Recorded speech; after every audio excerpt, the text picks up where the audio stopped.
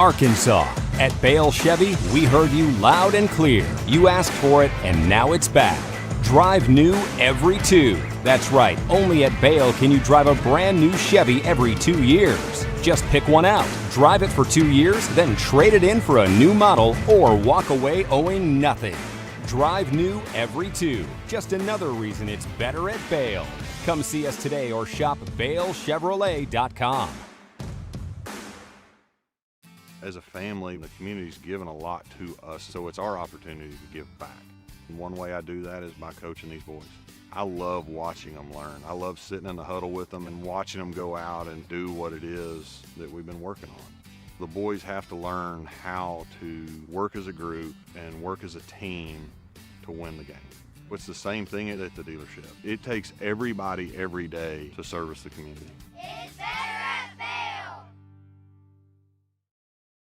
All right, welcome into another edition of the Coach's Corner. This is week 8. Crazy we are this far. We're 3/4 of the way through the season here on the Coach's Corner with Anthony Lucas alongside the voice of the Bruins. I'm Kyle Sutherland here as always on PA Live, courtesy of the Natural State Sports Network and presented as always by Bale Chevrolet. Coach, I know that was definitely an extremely tough one the other night. You know, we knew coming in that, and we talked about it last week on this coach's show, that just because you look at Cabot's record, that they were not to be taken lightly. Obviously, us three knew that already coming in, but you had 2 state championship coaches going against one another, 2 teams that were anywhere from the 4 to 6 range in the playoff seeding. So really needing to pick up a victory, more so Cabot with their backs up against the wall.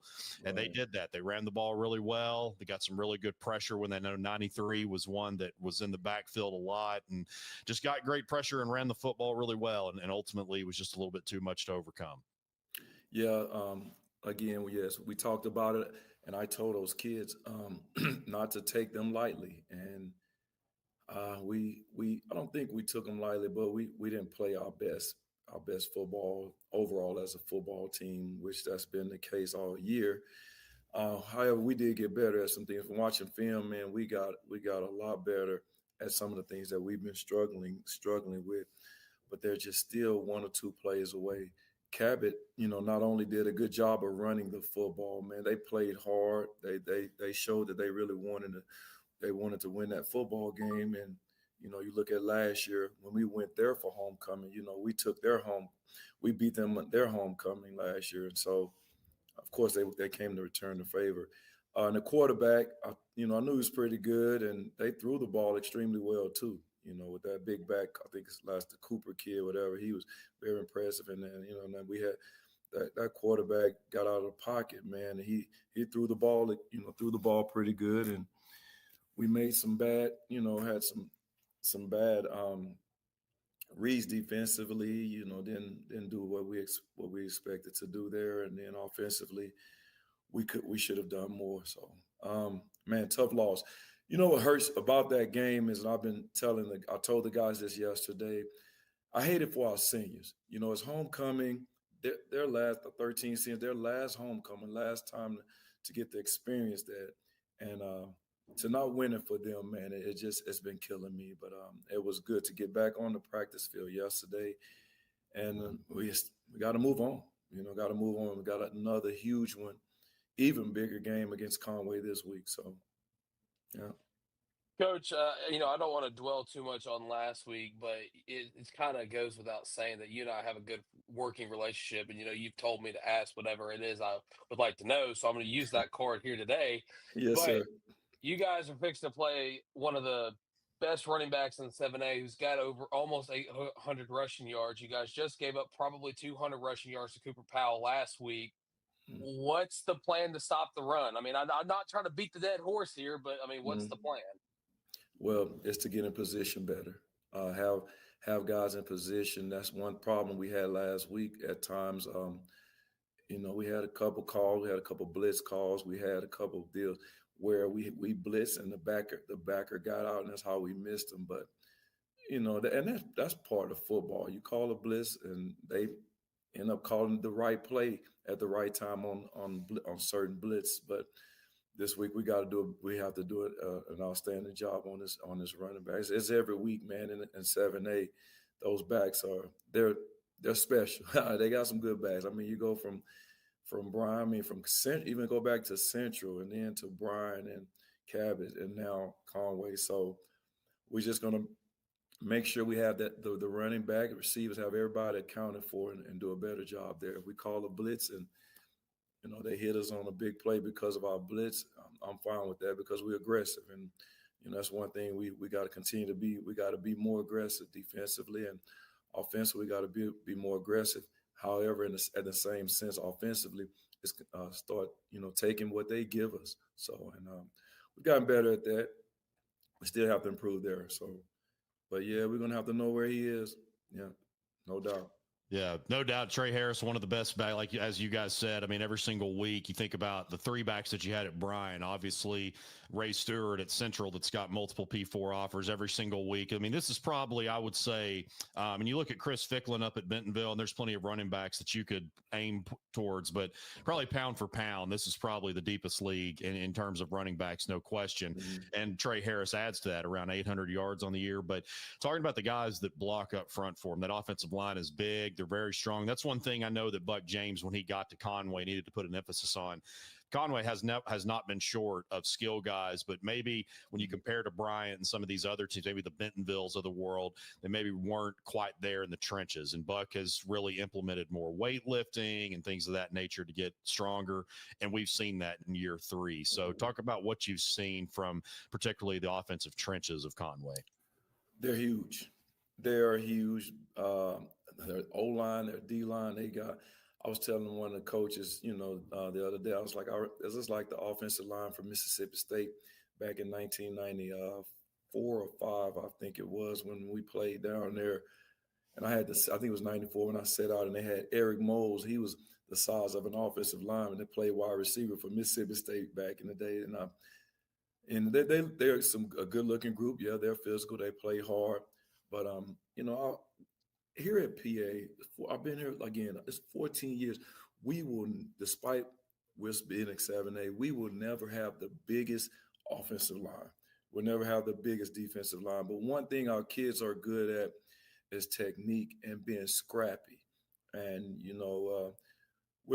for the physicality of it, we've gotten better and we'll continue to get better, but we're never going to be the biggest. If we can just continue to do what we do well and play our brand of football and our technique of avoiding and knowing how to get by and how to outsmart, their offensive line or their defensive line too. That's what we're big, and that's where we win at. But not going to get our kids caught up in size. They know that. It's just everybody doing their part on both sides of the football in the trenches. Coach William Svoboda returned to action last week, I guess a week earlier than what we kind of was expecting after our talk last week on the coaches show, but he didn't really play. I mean, he was there, but he wasn't in a lot of plays. I mean, when he came in, he made his reps count or whatever, but is there more plans to use him more effectively this week than it was last week? Yes, no doubt. No doubt. We will continue to use William. He was all-state wide receiver, and I put him in multiple positions last week because he knows the offense well from a quarterback standpoint, but also from a wide receiver standpoint. He looked so much more comfortable. He was excited, had a lot of emotions, and we have other guys too, like Max Conine is playing well, Mason Greathouse. Chase is getting better there, and that's who he's behind now, Chase. But I put him in his old position at our slot receiver at Z, and he played there and did some good things. But so glad to have him back, and it was good to have TJ back out there too on defense too. So, but yes, Williams going to get more, going to be a part of our offense a lot more this week and continue to do it to help us. Yes. I've got a two-parter here. So I wanted to talking about the defense. You talked about TJ Logan coming back for the first time since the Highland Park game. I know that was huge, but also wanted to point out linebacker. We talked a lot about linebackers, whether it be the depth or lack thereof, or just some of the plays they've made. But Brylan Ussery really brought the energy, made some really good plays, especially in the backfield. Obviously had that block punt that, that could have. I mean, it changed the course of the game to an extent. I know that unfortunately didn't come away with points on that one, but as far as just the energy that he brought to the defensive side, and also too the touch. I can't remember. I should have known who it was to, but Aaron Orgel, that pass that he threw. Who was that touchdown? Bryce Gibbs. Yeah. We have also sung the praises and the toughness of Aaron all season, and to me that was the best throw that I've seen him make all season. Maybe I was living in the moment, but to me that was the best throw that I think that he has made. So kind of that two-part there, Brylan Ussery, just the energy that he brought to the defensive side, and Aaron, it just really continues to grow up before our very eyes. Brylan has been playing with that energy for the most part all year, and he's improved. Guys, I see it every week on film how he's improved as a football player. But man, and then to go and make that block punt he did. Hey, we didn't capitalize. I've been watching him, man. Brylan comes. I mean, he brings pressure on the offensive on the end all the time. On the tackles on either side, whatever we ask him to do, he's bringing it. I told him though, I said, Brylan, now you're playing hard. I love your energy. I said, now look, but you got to see that back coming out of the backfield. He does a good job of containing. But man, Brylan's doing a really good job for us this year, and I saw that in the spring from him, and he knew with us losing Jackson Redmond that he was going to have to step up. So I'm loving Brylan's energy, and I just hope he can continue to get better and better, which he has all year, and the kids hopefully the kids will continue to rally around him now. They're starting to look up to him and see how hard he's playing, and he's becoming a silent leader, believe it or not. So I really am pleased with his play. And Aaron, Kyle, you said it best, man. He's continued to grow. Aaron's strong back there, and the fumble that he had that went for a touchdown was that Aaron was trying to get the ball out and make a play, and I told him he's going to have to stop doing that now to try to, when he's wrapped up, he's just going to have to hold it and take that sack because it cost us. But overall, Aaron is getting better. Yeah, that was a heck of a throw. And Bryce when got that ball too, because Bryce came off the line of scrimmage not expecting the ball, and I watched it a couple times. He turned it on to go make that play, and thank God that corner just sit, because that corner had a better vision and a better take on the football there. But man, Aaron threw a great ball, and I love Bryce Giddens turning it on to go make that play, because that was huge for us. That really, kind of helped, turn the ball game around. But unfortunately, on the block punt by Brylan, man, if we could have capitalized off that, I think that would have been a major turning point for the game. Even whether we score or kick a field goal, I still think, and we missed that field goal, I really think that we score in some way, form, or fashion that game, that in that time of the game, we were winning. So, but didn't turn out that way, and we took another L, and man, but we got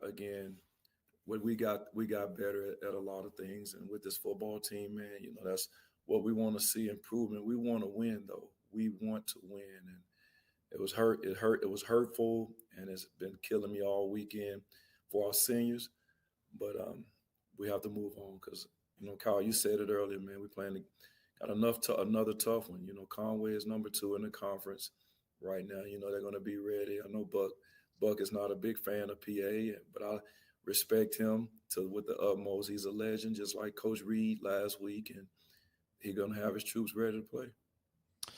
And the last one that I had for you here, we'll wrap it up, is one similarity that you have with Conway is you both are playing with sophomore quarterbacks that were not the starter coming into the season. Of course, Right. Wesley Tapp, got to give him a lot of props from Conway. He was expected to be the guy last year. Grayson Wilson transfers in, and they end up splitting reps. And to me, Wesley handled it like a pro. Unfortunately, he went down with an injury early on in the season. And so it's sophomore quarterback versus sophomore quarterback, two guys that have talent, two guys that each have talent around them that have had to take their lumps along the way. But that should be a great matchup there. Yeah, we're looking forward to it, man. It should be a great matchup. They do some things kind of like what we like. When we like everything as far as offensive, whether it's man or zone, they're athletic. Their linebacker play is not bad, and the secondary is not bad. I'll tell you, they don't look as good as Brian, but they're athletic though. They do some things well. So we don't know for sure exactly if they're going to play us man on defense or what they're going to do, but on offense they're going to do what they always do. They're going to try to pound the football, especially with those bigs up front, and they'll try to throw one over the top of you from time to time. And we just got to get our guys ready, And I told him, I said, y'all better be watching film, watching your opponent. I say that all the time, but I'm like, seriously, because we can beat this football team if we play well. So. And at 7 o'clock, we will get rolling with the kickoff here between the Conway Wampus Cats here in Conway, between the Conway Wampus Cats and the Pulaski Academy Bruins. That'll do it for the Week 8 edition of the Coach's Corner with Anthony Lucas, Tristan Harlen. I'm Kyle Sutherland here on PA Live, courtesy of the Natural State Sports Network, presented by Bell Chevrolet. We'll see you at kickoff. Hey, man, thank you guys for every week coming in and doing your job. And hopefully we can get back on the win track this week. But it should be an exciting football game, and I hope this rain stays away. Go Bruins.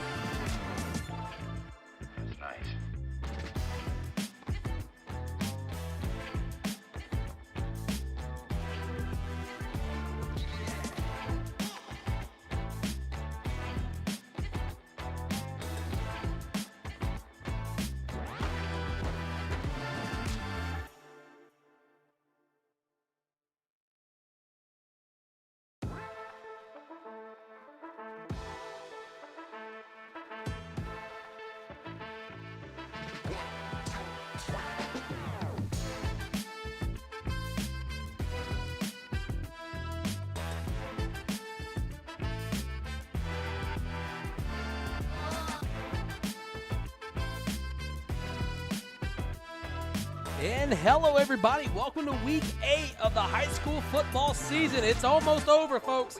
As this week, the Pulaski Academy Bruins travel to John McConnell Stadium to take on the tough Conway Wampus Cats. Here in the booth, as always, Tristan Harlen here with the former offensive line coach Blake Amsler and the always infamous, always pretty boy swag, Kyle Sutherland. Guys, second matchup between these two schools last year, 32-12 in favor of the Wampus Cats. What do the Bruins need to do in order to right the wrong from last year? Well, tell me if you stop me if you've heard this before. You got to stop the run. Once again, you're facing a dynamic back. It seems like every single week, particularly in 7A Central play, you're playing one of the best backs in the entire state. It certainly does not stop now with Trey Harris, about 800 yards on the year, averaging about 7 yards per carry. This Conway team is averaging as a team about 6 yards per carry. Trey is averaging 7.5. So he has really taken a lot off of this offense that has experienced some changes at quarterback. Wesley Tapp, that was expected to be the starter this season, got hurt early on. Sophomore Ryder Cook has taken a lot of the snaps, but Wesley has played a little bit last week, and Coach Buck James said he's about 80-90%. So that's the first thing that they're going to have to make sure that they do is slow down Trey Harris at the very least. Yeah, 6 yards of carry is impressive. That's some good offense, running offense for sure. Man, Tristan, you saying the season's almost over, that just, hurt my heart right there. Two games left in conference play before we get into the playoffs. It's crazy how fast it goes, man. We're almost in November. Right. Well, we're talking about the Bruins and how they can right the wrong from last season. Let's look at some players to watch for the Bruins starting first on the offensive side of the ball. And, Blake, I know you're going to like this one, talking about Luke Edwards on the offensive line. Finally we give some love to the O-line. I know we were kind of going all around, but we're finally here. Luke Edwards has had a great season, all right. You see, he's leading the team in grades at 88% pass blocking, only allowed 1 sack and 300 passing attempts. I mean, very, very impressive. And for a first-year starter, I believe, he may have played very sporadically last year, but this is really his first full season of duty. He has really come along. Super tall, lean, long-arm kid. I really like him. Yeah, no doubt. And certainly the leader of this offensive line, one of them up there. Another one, Tyler Pulley's been a little bit banged up there at left guard, but Luke Edwards, probably I would say the biggest one along this offensive line too, and can do so many different things. Like you said, 88% blocking grade, really done a lot of great things for this Bruin offense so far. Right, looking on the other side of the ball now on the defense for the Bruins, talking about linebacker Max Burns. Linebacker's been a spot that we've talked about all year. You think about how good they played, particularly that unit at the beginning of the season, but also has experienced a lot of injuries. And we've seen Max come up with a whole lot of tackles again. That Cabot game, I know that as the final score showed, that didn't really turn out in their favor, but individually, 13 tackles, 2 for loss, and a sack. That's just a small sample size of what Max Burns has brought to the Bruin defense. Yeah, that's obviously an impressive one game, but what I really look forward to watching with Max Burns is just a sophomore. I mean, a kid like that comes in and starts on a varsity defense as a probably 15-year-old. The next 2 years, he is going to get so good at reading running fits and where to fit in and start hitting the hole even harder. Like, his sky's the limit for Max. Right. Well, now talking about the Wampus Cats, I mean, they've got a lot of dogs on this roster. Well, I guess you could say Wampus Cats on the roster. But talking about first, the senior tailback, Trey Harris. Yeah, like we talked about, averaging about 7 yards per carry, just under 800 yards, 10 touchdowns. And, guys, he's been doing it for a long time. This is Coach Buck James' third year here, and he got quite a few carries as a sophomore in Coach Buck's first year here. So just really the offense, I would say, right now goes through him. You've got other guys like Dawson McFadden that's committed to Arkansas State, Cambrian Blackman, so many different playmakers on this offense, but that's your top guy right there. Yeah, definitely someone to keep your eye on if you're the PA defense is. If we can get him stopped early on especially, and even as we've seen going in the second half where we started to kind of give up a few more yards, look for them to key on him. Right, now switching sides of the defense. I mean, there's a lot of guys to talk about on this defense, but right now let's talk about Lawrence Wagner, the defensive lineman. Lawrence Wagner, you just look at him, he looks like an edge rusher, and I think I'm probably saying that because of the way that Jadeveon Clowney looked, the long dreads, the very big but kind of tall body there, kind of the face mask a little bit too. Yeah. But he just, to me, looks like your toe, and also the 98. That also is certainly a defensive line number. But and his name, Lawrence Wagner. I mean, it's a mixture between Lawrence Taylor, Bobby Wagner. Like, you just don't know what he's going to do. Just tackle someone probably. Yeah, and as we've seen here, sacking the quarterback. I know that 4 might not just jump off the sheet at you, but 4 sacks against the teams that this Wampus Cat squad has played, a very quality season amongst a great defense. And most teams in 7A are not passing that much, Right. where tonight he's going to see PA passing, dropping back to pass a lot. He's going to have a lot more opportunities for sacks tonight.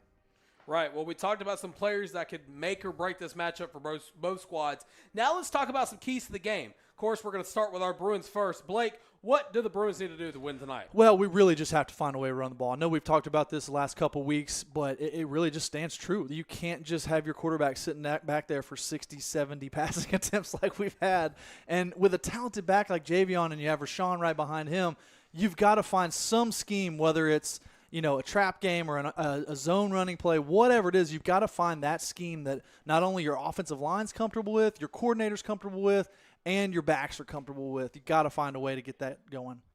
Yeah, absolutely. And I think that's the first thing, too, is we saw what I think Aaron Orgel had the best pass of his varsity career at this point, that touchdown pass to Gittens against Cabot. But that's one thing, too. He's just got to make sure that he throws the ball away if he absolutely has to. Don't do too much. And then just make sure that, again, that, yes, you're going to have to run the football, but also get back to maybe some of those short passes if you're able to. I know that Conway probably by now has seen that on film plenty, and they're going to be ready for it. But I think that's, like you said, Blake, you definitely have to run the ball, but also limit the turnovers more than anything. I mean, that's kind of been the Achilles heel, is maybe that PA will get down by a touchdown or two, then the turnover will happen, and then it just kind of goes off the rails there. So that's the main thing. You just got to take care of the ball so that way you don't get in too many scoring battles. Right. So how about the Wampus Cats? What do they need to do in order to beat the Bruins? Well, same thing. Run the football. Just do that. Do what got you here. And a big part of Ryder Cook is a really talented sophomore. Wesley Tapp, who last year was expected to be the guy at quarterback. Grayson Wilson comes in, that was committed to Arkansas, now in Fayetteville. And so he split reps with him, and then Wesley gets hurt at the beginning of the season. So one thing that has made this change at quarterback with Ryder Cook coming in and playing a lot of the snaps is the way that they're able to run the football. So that's the biggest thing for them. And as Blake talked about just a second ago, getting pressure on the quarterback. Yeah, talking about Wagner at the defensive line, and I'm sure, knowing Conway, they got plenty of other defensive linemen behind him that'll just roll in units. And, bottom line is PA's probably going to be dropping back more than any they've seen all year. And so they're going to have a lot of opportunities to pressure the quarterback, and that's going to be the battle to watch is, does Conway's defensive line get to Aaron, pressure him, cause him to create turnovers? It all kind of intermingles together. The which side of the coin is going to work. Right. Well, we're talking about some keys to victory. Now, Blake, I know you mentioned in the open that we're, how I mentioned 2 weeks away from the playoffs, but conference standings are a big deal in the playoff seedings. Now, I know in high school, conference standings can kind of change depending on who you're talking to. But right now, as you're seeing on screen, your Bruins are sitting in the 5th spot behind Cabot, and then, of course, Bryant, Conway, Little Rock Christian above those two teams. But, let's just be blunt here. How do the Pulaski Academy Bruins get a home playoff game? Well, the biggest thing is that 4 and 5. That's probably the big, other than the 1-2. That's the biggest difference in when you talk about just the playoff seedings, because you got 6 teams from each of the 7A conferences that go, but that 4 spot is the final remaining home playoff seed. So 1 and 2 get a bye, 3 and 4 host a first round home playoff game. So coming into last week, Pulaski Academy was the 4, Cabot the 5, North Little Rock the 6. But then Cabot coming to PA's home field and beating them puts them in that position right there too. So PA's still got a great shot at the playoffs. If they win one of their final 3 games, they'll be comfortably in the postseason. But they're going to need some help if they want to host a playoff game. Yeah, and from the PA side, like you play Southwest next week, who's 0-4, 0-7, so you'd like to think that's a win, and then that last week of the regular season against Little Rock Christian is going to be huge. Especially if Christian keeps winning out, they've got 1 loss in conference on the table, and if it comes down to that, PA Little Rock Christian game may be for one of those home playoff games like you talked about. And then I kind of look at the top, we talked about Bryant and Conway both undefeated. You think from the Conway perspective, you don't want to stub your toe against PA because your last game of the year is against Bryant to decide that very, very top one seed. That's right. A team that's, Bryant has beaten Conway, I think, every year for about the past 11 years or so. So you definitely don't want to stub your toe along that route. But you guys, I look at Little Rock Christian. I'm just going to say it straight up. I mean, I knew that Little Rock Christian was going to be a quality team. They have surpassed my expectations. They've been really impressive this year. Obviously had a really good win last week to be able to survive North Little Rock at overtime. But anything can – I know we're worried about Conway tonight. That's 2 weeks down the road. But no matter what PA situation is or Little Rock Christians, you always throw records out the window in that one. Yeah. Right. Well, I mean, you're looking at on the standings. I mean, of course, tonight Bryant and Cabot played each other. Now, Cabot coming off that thrilling victory against Pulaski Academy on homecoming, so I'm sure some momentum is on the Panther sideline there. So we'll have to keep a watch on that one because, I mean, look, as much as I don't like to say it, Cabot almost controls Pulaski Academy's destiny right now. Yeah, they do in a way. And like you said, it's really the thing that with PA is they just have to, of course, worry about themselves and take care of what they have to take care of. But in order to avoid a first-round playoff road trip, then going to have to just keep winning and get also a little bit of help from some of the other teams in the conference. Right, so we're about 2 minutes and 20 seconds away from kickoff here from Conway, Arkansas. I want to thank everybody for tuning in to PA Live, courtesy of the Natural State Sports Network, as we're doing the coin toss down on the field now. We're going to wait for kickoff here in Conway. And just to say, notice everybody, we don't work with the team on who's the captains versus who's our players to watch. But I'm just saying, 65 and 32 are out there, so we're picking pretty accurate here. Yeah. That's all due to our producer, Will Watkins, who actually has his wedding anniversary coming up, I believe, this weekend. So happy anniversary to him and his wife, Candy. Yeah, happy anniversary, Will. And she's in the booth, too, right there. Well, she's got to make sure he does his job right. Yeah. Keep him on track. Speaking of not on track, I didn't see who won the coin toss. I was going to say, I was looking down, the other way, trying to get some scoreboards up so I can monitor it. So, of course, as we were talking about the conference standings, Little Rock Christian playing Little Rock Southwest tonight. Central North Little Rock playing, of course, Pulaski Academy having the tiebreaker over both Central and North Little Rock. And they play Little Rock Christian, Little Rock Southwest in the next 2 weeks of the season. But, man, this season has flew by. It really does, man. Man, we would love for a Southwest upset tonight. Hey, little do over there, 0-7. Come on, Southwest. Pull something out. Here come your Pulaski Academy Bruins, led by head coach Anthony Lucas. Blake Amsler's not on the sideline tonight to talk with him pregame, but, of course, the Wampus Cats of Conway also running out. They're donning their blue lids, blue tops, and black pants to Pulaski Academy's gold lids, white jersey, and white pants. Under a minute away from kickoff here on PA Live, courtesy of the Natural State Sports Network. And I got to say, fellas, with it being 2 weeks left in the regular season, this first season on PA Live for myself has been pretty fun. It has. It's been a lot of – and it's crazy how fast – I know we just talked about it, and we talk about it every single year, but just how fast all this goes. I swear in July, and especially for me as somebody that had to cover, like, college fall camp – everything, it's just like a blur because from literally August 1 until game week, you are doing the same stuff. We're getting up, we're putting practice clips together, we're going to press conferences, we're writing stories. So that takes forever. I mean, what seems like a year.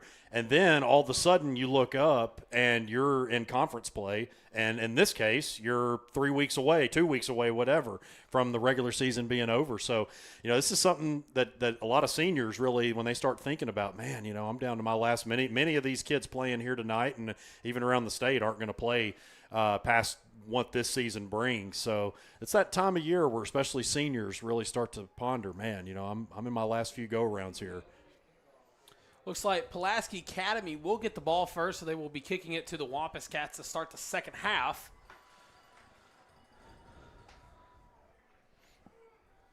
Is number 29, Crosby Kerr, is going to be the man responsible with starting our football game here tonight.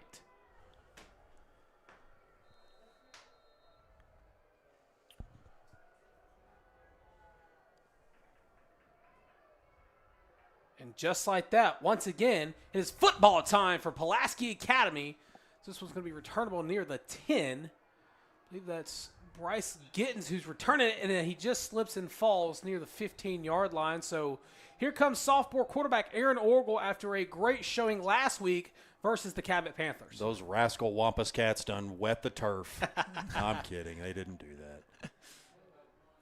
The real question is, what is a Wampus Cat? It's a cat with 6 legs. Gotcha. Been in 7A Central my entire high school, my high school career because I went to Cabot, but I never knew that. It is one of the more unique ones we have in the state for sure.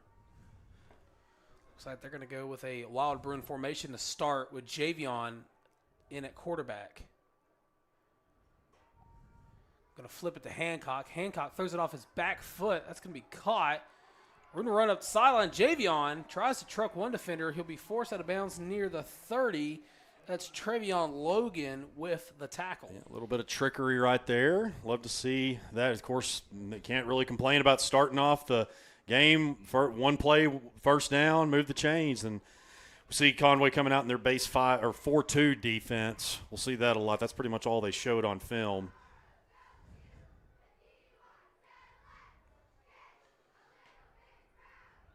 Orgel throws it. That's going to be caught by Greathouse. Greathouse brought down shy of the 40, so second down coming up for the Bruins. Yeah, nice in cut there from Mason. Picked up about 7 yards on the first down. And I like the trickeration on the first play of the drive. I know we kind of got in a habit of that at PA for a long time. It's like our first play was always something tricky, but we haven't done it this year much.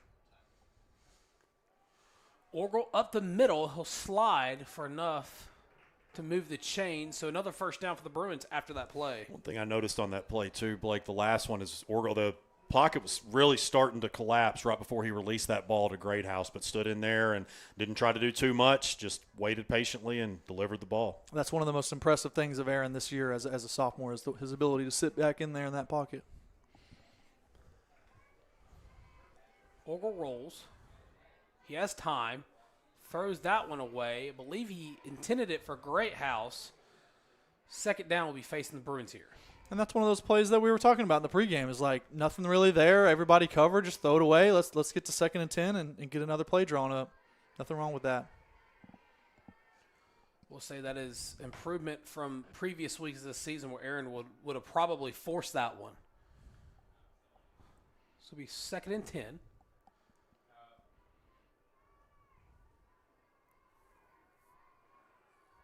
10 seconds left to go in the play clock. Aaron throws a deep ball to Gittins, and he gets overthrown, incomplete. Would have been a huge momentum shifter for the Bruins here early if that one would have hit the mark, but it's third down now after that incompletion to Gittins. Yeah, going deep there, and that's one that you're really going to have to look back in the secondary is number 0, Tay Lockett. Of course, been committed to the Arkansas Razorbacks for about 3 years now. Moved in from California in August, and he has been about as good as you would expect him to be. Not only has he done really well as far as just stopping runners, but he's got 4 touchdowns on special teams and defense combined. It's the first third down of the night for the Bruins. That one finds a man up the sideline. That's Javion Walker. Javion gets into Conway territory. First down for the Bruins. And that was a play they've had so much success with against Bryant was back out of the backfield wheel route. That one luckily hit really fast because the Conway defensive line did a little twist game up front, and our guy Wagner got free and was about to lay out Aaron, but he got the ball out of there. So officially going to be 1st and 10 from the 34. Aaron in the gun. He's the only man in the backfield. 3 receivers outright. He'll pump fake. He'll roll. He finds an open man. That's Greathouse. He jukes, and he's finally brought down near the 25-yard line, bringing up a 2nd and manageable. I'll tell you what, Adam Thrash is really in his bag on this one. This is a great offensive drive so far. And Orgel, too, really just showing a lot of patience there. I'll tell you guys, I didn't say it in the pregame, but I had in the back of my mind that they were going to maybe try to slow the game down a little bit like they did against – and they are going, a little bit slower than what we've seen them in the past. But I figured that they probably will play some keep away a little bit just to keep the ball out of that Conway offense's hands.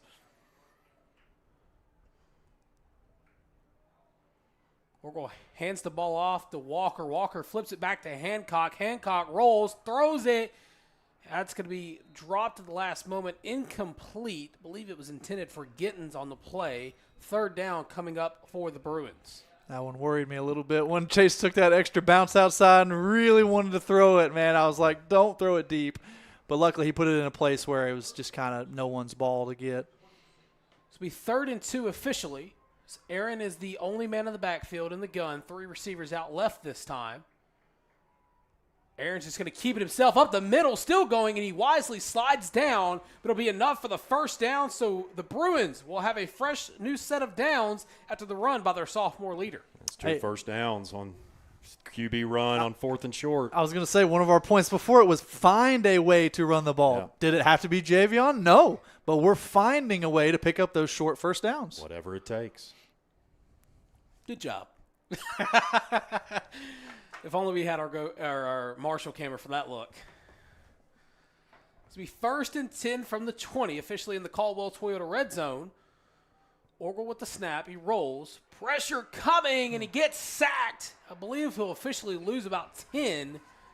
So it'll be a 2nd and long coming up here. Joe Washington, the senior defensive lineman. Really, the offensive line has done a great job on this drive thus far, but just got across his face there and brings him down. Yeah, they have done a pretty good job so far picking up a lot of those twists and even just the straight rushes. But, yeah, like you said, Washington got through and big sack. So officially mark him down at the 29-yard line. Orgel throws a deep one to Greathouse. Greathouse just couldn't bring it in. Incomplete as he got hit as he tried to bring it in. Be a 3rd and long coming up for the Bruins. Might have heard some footsteps on that one, boys. Well, I also think, I think Aaron wanted to throw that ball more to the left, back in the middle of the field, and lead Mason some. Mason had to, deviate his route back towards the guy to get hit. So 3rd and 19. Aaron pump fakes, throws it near the sideline. That's going to be caught by senior receiver William Swoboda. And William gets his first reception of tonight's game after making his return to his senior season last week against Cabot, where he had 2 touchdowns. Yeah, first time playing since the season opener. As you said, had 2 scores. Didn't do a ton, and you got to ease him back into the game. Do it a ton as far as getting a load of receptions or anything like that. But when his number was called, he did some good things to score 2 touchdowns. Be a 4th and 11. They just got back to the original line. Orgel. Pressure coming. Throws it. That's going to be brought in. Get upfield. Believed by Chase Hancock, who's still on his feet. Did he get enough for the first? Gosh, he did. Barely, but yeah, that's the thing, Blake. That's one of the opportunities that we've talked about with multiple of these receivers is sometimes trying to do a little bit too much east and west as opposed to getting down the field. And it'll come with time. Chase obviously has done some incredible things this year, but they just got to make sure and get up the field, especially on 4th down. Yeah, you see Coach Lucas down there coaching him up right when he came out. So 1st and goal from the 8. The Bruins have been driving down the field in their first possession of tonight's ball game. Greathouse, the man in motion. Orgel will hand it off right side, room to run, touchdown Bruins. Man, guys, that was probably the best opening drive of the season. Up there. Other than that sack, that was a flaw. Great play calling, exceptional patience there shown by Orgel. Great routes. Really can't say much more about that. Javion and then a great run by Javion. Sorry to cut No, you off there. I didn't give Javion his due credit. Well, I was just about to say Javion Walker with the 8-yard touchdown run to put the Bruins up 6 as they draw first blood in tonight's Week 8 conference game. The Bruins will go for 2 here. Hancock, the man in motion. They're going to fake the handoff. Orgel rolls, throws it away, incomplete. 2-point try is no good. So after that, with 7:29 left, our score 6-0. Guys, I got to ask, how about that opening drive? Yeah, I thought that. Guys, was that probably the best opening drive of the year? I would say so. That it's. Yeah. If it's not, I think maybe West Monroe, they had an opening drive where they scored in that one, but just great, especially on the road. Let's be honest. The kind of loss that they had last week, especially dropping more in the conference standings, that is deflating. That is hard to overcome. And I know that was probably the message to these coaches this week. Don't let this game beat you again. And they came out and they responded. Obviously, a ton of game left, but you couldn't have asked for much more than that. Great shot here. Watch the receivers blocking. Gittins kicking out. Javion finishing the run. Yeah, that was a great, a long drive and a lot of plays. There wasn't just one big play that ate up a bunch of room. Yeah. It was a good drive. Yeah, he took up almost half the time in the quarter, so that's the thing, too, talking about. I don't even know if they really intended to play some keep away there, but they were able to move, at a good pace and get it all the way down the field. I noticed they were huddled up, so and you saw Aaron running back and forth to Coach Thrash getting the plays, so that may be part of their plan tonight. Looks like Landon O'Donnell will be kicking the ball off here for the Bruins. Remember, they had 2 successful onside kicks against Central. Oh, no, they won't kick it off with O'Donnell. And that one's just going to go out of bounds. So PI roofing penalty flag will come out due to the illegal kick. And the Wampus Cats will take over with good territory. Yeah, I like going there to the weak side, but just not a great kick. Didn't get enough spin going on it to slow it down, and it just went straight out of bounds. Looks like Ryder Cook, the sophomore quarterback, will be leading his Wampus Cats out. And how many times have we seen sophomore versus sophomore in the quarterback position this year? That's what I was talking, because we had freshman versus sophomore with Bryson Kennedy. Anthony's the older. Every time I have a sibling, I always get their name wrong. But yeah, Bryson Kennedy, freshman versus sophomore. But to my knowledge, I think this is the only sophomore against sophomore that we've had. We'll hand it off up the middle. Be brought down after not getting enough for the first down, so it'll be second and short. So that's ran by Trey Harris, the senior running back. Which is an interesting point, because I would think with the bigger schools, the 7A schools, they would have that established junior or senior quarterback. A lot of them, we're finding a lot of sophomores playing. Yep. Harris with the handoff again. This time he'll have enough for the first down, so the Wampus Cats are now into Bruin territory with that run there. And that's exactly what I was going to mention about Trey, is he hits the hole so fast. This line gets such a great push, and he hits the hole so fast that he's usually got about 3 yards before you can tackle him. Ryder Cook fumbles the snap, and they'll blow it dead. Sorry to cut you off, Kyle. No, please. By all means, do. I noticed that too, though. You could see how quick Trey Harris's feet as he's going up to the line. He's kind of shuffling, but he's still gaining yards through the line of scrimmage. Those first two plays are really impressive. Well, that left side of the line there, Major James at left guard, and then also Isaiah Bowman, who is committed to Arkansas State. I mean, they just get such a great push on that left side. Cook's going to drop back, throws a screen, but Harris drops it incomplete. And Major James, of course, the son of Conway coach Buck James. I remember seeing Major when he was in 7th grade pushing a 2-man sled by himself. Yeah. And you look how big he is now. From what I know about Buck James, I know that kid's pretty dang tough. Yeah, he's probably been flipping tires since he was in diapers. I can imagine. So 3rd and 13 after the fumbled snap and the incompletion on the screen. PA crowd getting a little wild down here, kicking on the stands. Pressure coming. Cook throws it over the middle. That's going to be intercepted. Tackled at midfield and turnover there for the Pulaski Academy Bruins. Whatever it takes an interception on your opening defensive drive. Man, great job there. Just jumped. Was that Hartford? No, it was Max Allison. Max Allison. It was 25, down. not 24. Man, what a great play there. And that was the biggest question, too, kind of coming into this. You talk about sophomore versus sophomore. Who's going to make the play? Who's going to make the first mistake? And right then, man, just a great play there to jump on that throw and read it. Now PA's taking over around midfield. And what that was from was that they dialed up the blitz, so they got a little bit of pressure back there. But what that does for your secondary is they know the ball has to come out at a certain time before that rush comes, so he was allowed to jump that route. So 1st and 10 from the 49-yard line of the Bruins. Orgel, the lone man in the backfield in the gun.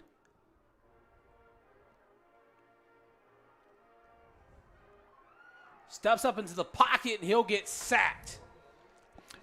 Yeah, unfortunate, the second sack of the game, but I like the way that Orgel just kind of surrendered on that one, didn't try to do too much, and just ate it there. So, and that was Wagner that got home on that one. Loss of about 4 yards. So it was officially marked a 3-yard loss. 2nd and 13 from the 46 coming up here for the Bruins. And the Bruins have controlled the entire first quarter with the time of possession. Back in the gun is Orgel. He'll have trips left to right. Takes it himself up the middle. That time Conway expecting it. Not going to work. 3rd and long coming up here for the Bruins.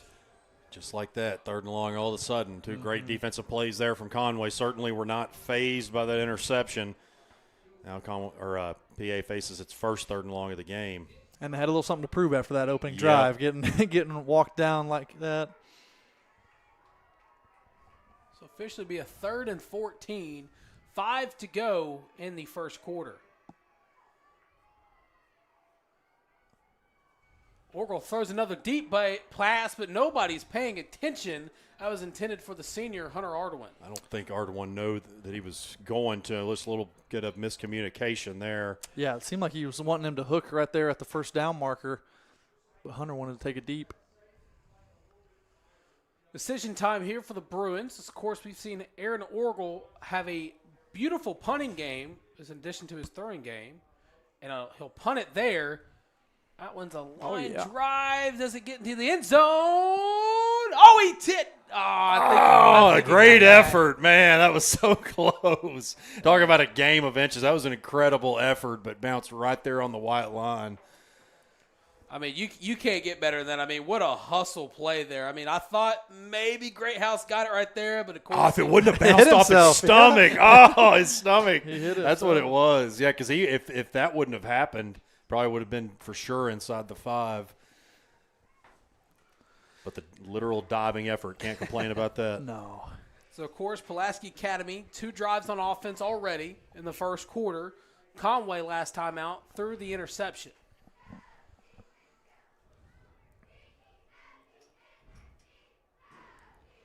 Going to hand it off. I believe that's Harris with the run. Looks like he may have gained 5 on that one.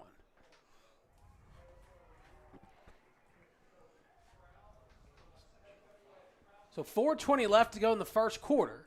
So it's 2nd and 5 here for the Wampus Cats. Gonna hand it off to Harris again. Harris up the middle, but he gets brought down by the legs. Where are they going to spot him here? They're going to spot him over the first down line. So fresh new set of downs here for the Wampus Cats. And that was an outside run, and you just saw, just talking about that quickness, the way he cut inside there for extra yards to get the first down.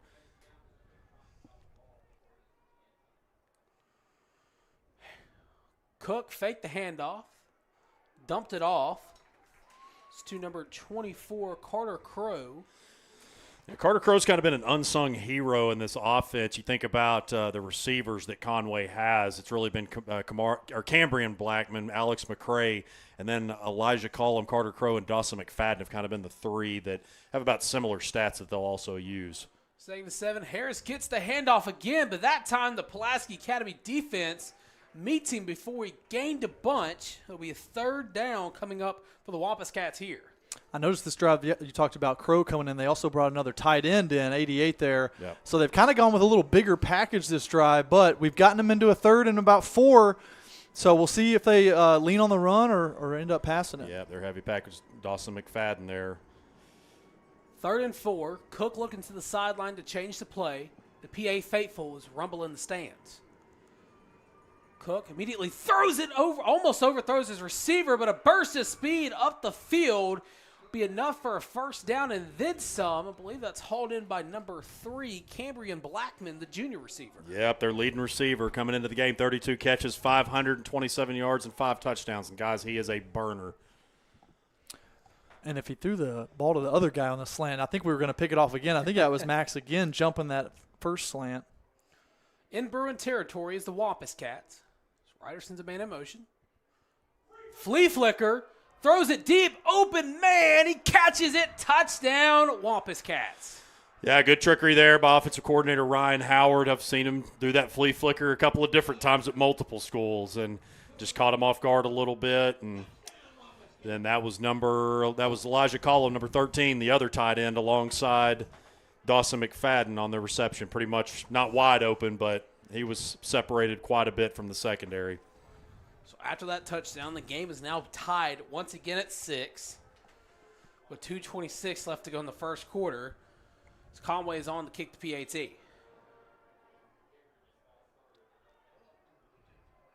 Kick is up, and the kick is no good. Ooh, hey. That's big. We'll take it. We've seen how the missed field goals have played a key role in Pulaski Academy's heartbreaking loss last week, and hopefully, as a PA fan, the Wampus Cats suffers the same fate tonight. I know that Conway came into tonight 6 of 7 on field goals. I don't know what their statistics were on extra points, but nonetheless, 6 of 7, that's pretty solid, so that could loom big. Well, after that drive, we want to take a moment to thank everybody for tuning in to PA Live, courtesy of the Natural State Sports Network.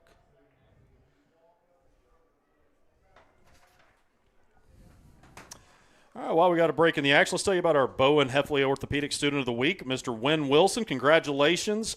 A wide receiver for the Bruins. Wynn is widely respected for his hard work and good spirit. Coach Anthony Lucas notes that Wynn does anything I ask with a smile on his face. Wynn excels in many challenging classes, and his AP physics teacher, Mr. Clements, praises Wynn for being consistently a top performer. Congratulations to Wynn Wilson for his success on and off the field, our Bowen Heffley Orthopedic Student of the Week.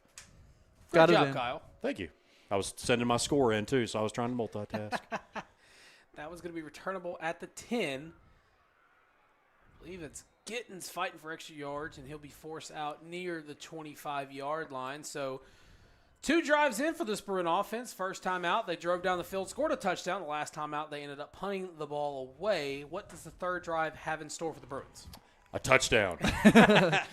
That's what I'm going to call. By the way, real quick, while we're waiting them to get on the ball, I want to just mention to everybody, if you've got a Twitter/X account, go follow our friends at Hootens. If you're not, I mean, if you're listening to football, you probably are already, but they do a really good job of keeping the scores updated. We've got a chain that we have all the games from, so if you're looking for score updates, head over to Twitter, Hootens Arkansas Football. 1st and 10. Orgel throws at the Gittins, hits Gittins. Will be brought down near the 30. Shy of the first down marker, bring up second and I believe about 1. It's one thing I've noticed, Blake, is there's been a lot of times where by the first down they'll get some yards, and there's been multiple second and short, third and short, so they're at least third and manageable, second and manageable. So you got to keep that up going. Just stay away from third and long. Mm-hmm. Greathouse, the man in motion. Orgel gets hit as he tries to throw it, but he holds on. Not incomplete, but a third down coming up. That's Lawrence Wagner with his second sack of the night. I think the most impressive part of that was, Lawrence, his second sack of the night, but the way that Orgel was able to palm that ball. Yeah, I don't know how he held on to that. That's probably the most impressive part of that whole sequence. Strong hands out of the sophomore right there. So they lose 8 there, so it'll be 3rd and 10. Orgel, the lone man on the gun. Steps up, still on his feet, throws a moonshot, and it's caught by Sabota on the sideline. Did he haul it in? A flag comes out.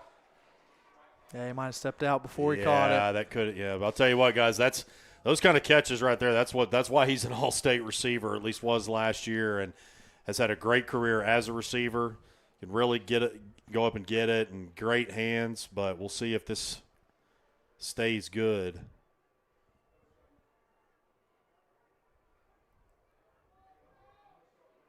Yeah, illegal touching. And you called it, Kyle. It went from 2nd and 2 to 3rd and 10, and now it's about to be 3rd and 15. Yeah, and this defensive line's really starting to impose their will. Oh, he caught that. Well, hang on, he could have stepped out before that. I think he stepped out right before that. On the route. Yeah. That's probably what he's calling. But yeah, it was a catch outside of that. He got 2 feet in for the Scouts.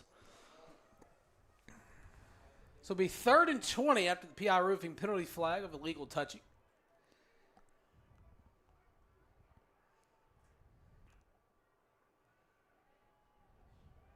Orgel dumps it off to Javion. Couldn't find him. Incomplete. 4th down coming up for the Bruins. Yeah, it's really just that pass rush has really become relentless, and not having it was kind of starting to close in there, especially on that first drive. There was a few plays where maybe it was closing in after about 3 or so seconds, but now it's about a second and a half or 2. They are really getting in that backfield quick. So it'll be 4th and 21. Orgel's just going to go with a punt and another beautiful one. He drops it about the 35. Yeah, great punt. And that time, Greathouse does knock it down. So 3 drives in, 1 score for the Bruins. We're still tied at 6 with 54 seconds left to go in the first quarter. Yeah, you talked about, Kyle, that Conway defensive line is really starting to ramp up. That was a good drive for them. I mean, the secondary pretty much didn't even have to do anything that whole drive since the defensive line did their job. And I think just about any secondary player will tell you that the best way to make their jobs easy is a great pass rush. And like you said, I mean, they just kind of were standing back there, and the defensive line did most of the work. So 1st and 10 from the 35-yard line. Cook hands it off to Harris. Harris fighting for extra yards will finally get brought down near the 40. I believe they'll mark him down for 2nd and 5. They've had a lot of success on first down running Harris. I think Ursery was the Bruin credited with the tackle. 30 seconds remain in the first quarter. Harris gets the handoff again. He's met. Still fighting. They're going to blow him dead. Maybe gain 2 on that one. Gives us a chance on third down. Never know what'll happen. Don't think they're going to get another play off. Yeah, they're going to go ahead and run to the other. Conway coaches are telling them to come on over. So that'll be it for the first quarter. And that'll do it as the first quarter concludes. We're still where we began. Knotted up at a score, but it's 6-6 as we head to the start of the second quarter. We're going to take a small break. We'll be right back here on PA Live, courtesy the Natural State Sports Network.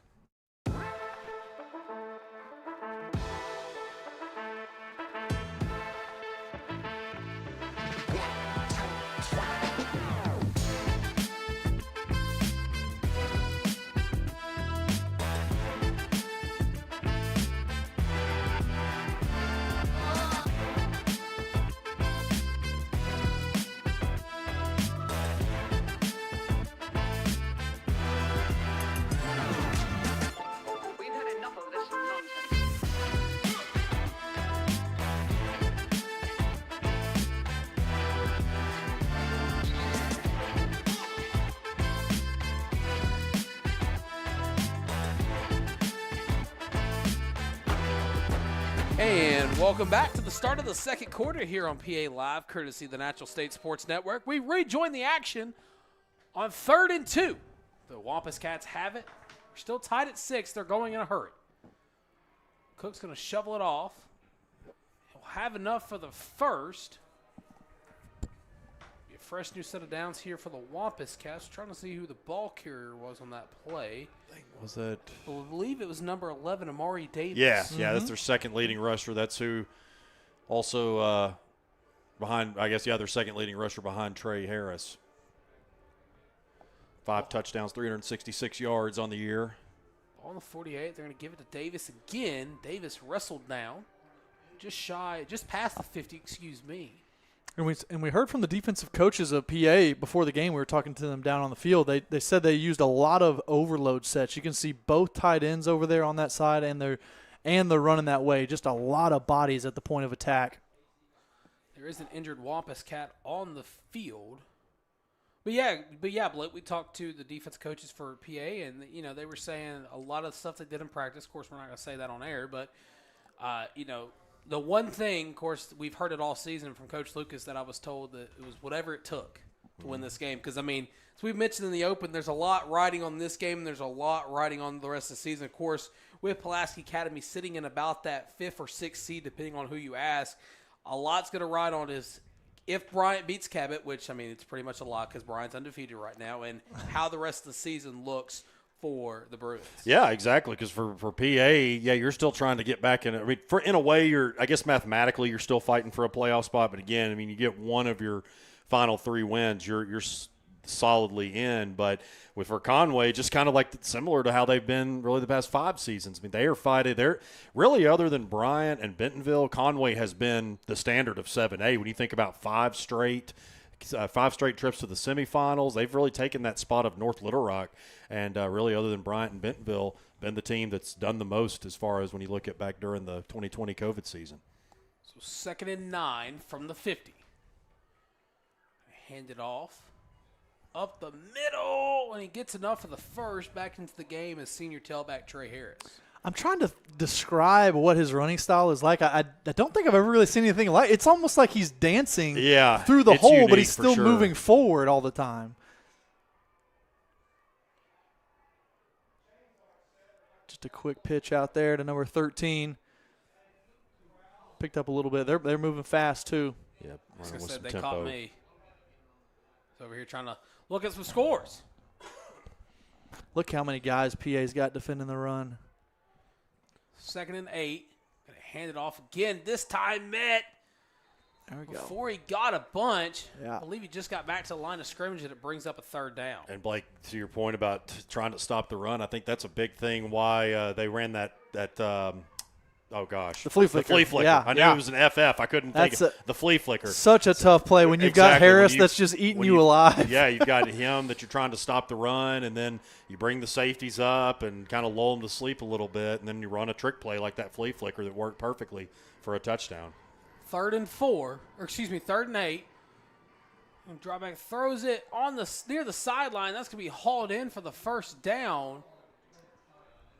That's Elijah Cullum who caught that touchdown for Conway. And that's what you get. You know, they max protect everybody. We've got everybody in the box. They just have 2 receivers running routes, but it's one-on-one coverage, and it ends up being an easy pitch and catch for Cook. So it'll be a 1st and 10 inside on the 25-yard line. Not quite the area of the Caldwell Toyota red zone, but they're knocking on the door. They give it to Harris. Left side, forced out of bounds near the 20. Be about a 2nd and 5, 2nd and 4 coming up here for the Wampus Cats. And hey, quick little score update in Cabot. The Hornets are down 3-0 with 9:20 left to go in the first half. Of course, we were one of the victims of thinking, oh man, we got this close going into the second half, and then Bryant runs away with it. You know, I'll tell you guys, that's probably the thing that I would about the only knock you would have on Bryant is they've had a lot of penalties, but really just kind of slow starts in the first half, but not much more than that. Play action. The sideline, he gets wrapped out of bounds, and there's a little bit of extracurriculars going on in the end zone. Blocking after the whistle, no flag. TJ Logan on the tackle twice there, pushing him out of bounds. Just another one of those seniors that made his return after missing a few games last week. Give to Harris once again. He gets met. Takes it to the 5, and that'll bring up a third. I believe a 3rd and goal scenario here. Or maybe a 2nd and goal scenario. I think it's going to be 2nd and goal on the 5 inside the Caldwell Toyota red zone. Harris, again, he runs the play action. He gets in, touchdown, Wampus Cats. That's hauled in by number 24, Carter Crow, as the Wampus Cats go up 13-6. That faked us all out. I didn't. By the time that he was basically in the end zone was when I realized he had the ball. Yeah, those are 2 great play calls for the type of offense they've got with behind Harris is you got the flea flicker, that's super hard to defend. Then you have the fullback out of the backfield, which is so hard to defend too. So credit to Conway play calling. So we wait the PAT from the special teams unit of the Wampus Cats. Kick is up, and that kick will be good. So with 9:17 left to go in the first half, our score, Wampus Cats 13, Bruins 6. Real quick, want to thank everybody for tuning in to PA Live, courtesy of the Natural State Sports Network. Here in the booth, as always, Tristan Harlen, Blake Amsler, and Kyle Sutherland. And guys, the Bruins have not looked terrible tonight. No, they hadn't, but this is kind of the point where are you going to be able to match scores with them? Because you had that great first drive, really couldn't have started off much better. Now you're going to have to figure out some ways to make sure that you give Orgel just a little bit more time. That defensive line, as we talked about at the end of the drive, really has started to collapse the pocket more, getting home a little quicker than they were. So going to have to make some adjustments for that. And there are ways to call plays on offense to get a defensive line tired, whether that's out wide bubble screens, just screen plays in general. Having the defensive line run after guys is a way to get defensive linemen tired and slow them down. So see if Coach Thrash gets to some of that.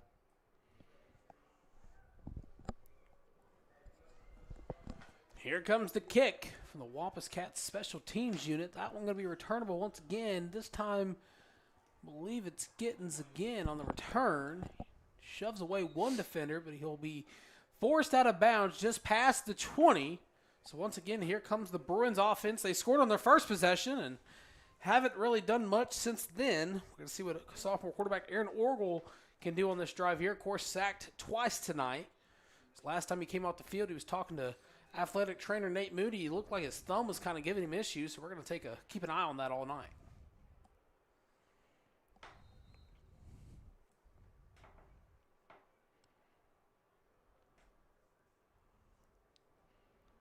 Oh. Looks like there's a bunch of motion here for the Bruins. Throw it immediately to Gittins. Gittins burst to speed. Still going 40, 45, 50, 40. Jukes right. Still going. He's kid up. He brought down before he's brought down by 5 Wampus Cats. But first down, Bruins. That's a grown man play right there. Slung off a few tackles, kept trying to fight for it. And, man, another great play call. That was awesome. Yeah, a little trickery on the first play of the drive, like the very first play of the game. Oh, what a play that was. Good Bryce catches that right there and then bursts through the hole when it opens up. Gets out in the open, but good job by that safety to track him down, slow him down enough for the rest of the team. He'll be one of the few Bruins up at the Hill tomorrow for the Auburn game. Tay Lockett was the Wampus Cat who first made contact with Bryce. Orgel looking, but he sacked again, that time by number 92, Joe Washington, the senior defensive lineman. That's Washington's second of the night, so both he and Wagner have 2 sacks each. Yeah, just pushed the offensive line straight back. Big loss. Guys, I'm sure the viewers can see it just fine, but this is a big defensive line. I know we talked about 98 going into it, but then look at 92 standing next to him. Yeah. He's taller and just as big. Then you got 44 on the other side. That's huge. So after the sack, it'll be second and about 18. Another group motion here for the Bruins.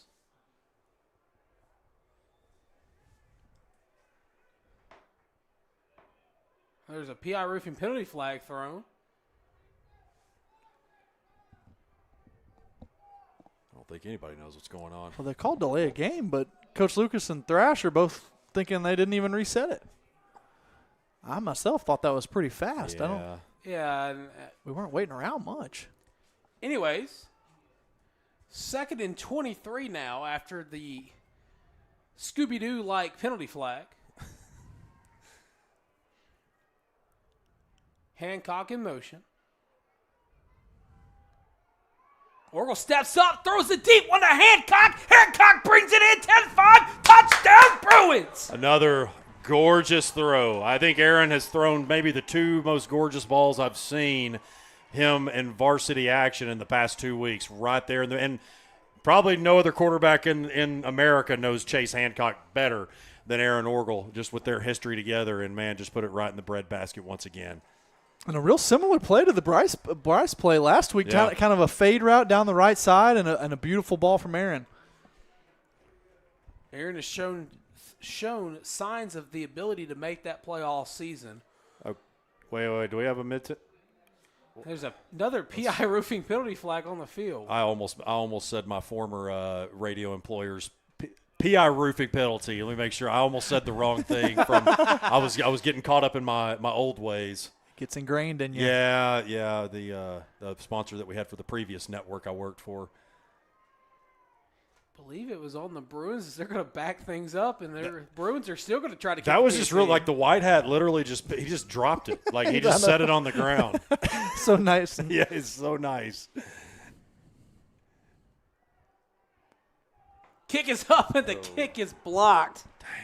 Man, that's big too because now you're down one. Yeah, because earlier Conway had missed the extra point, and now you get this one blocked. So I would bet the next time they score, because I know they're going to score again, PA, they're going to go for 2.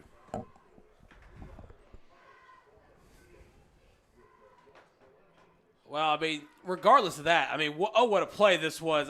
Beautiful throw and catch by Hancock and Orgel. Just beat the D deep and got in for the score. We've been waiting to see Hancock do that for a long time now.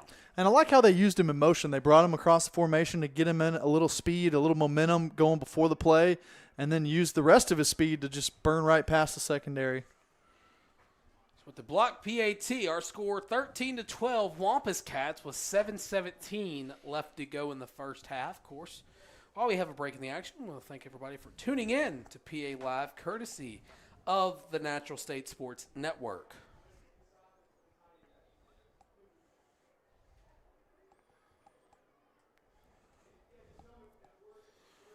Just realized, have we checked the World Series score? No, everybody's keeping up with the World Series. I mean, It's World Series time? Yeah. Oh, yeah, man. I'm kidding. It's late kidding. or late October, baby. I'm kidding.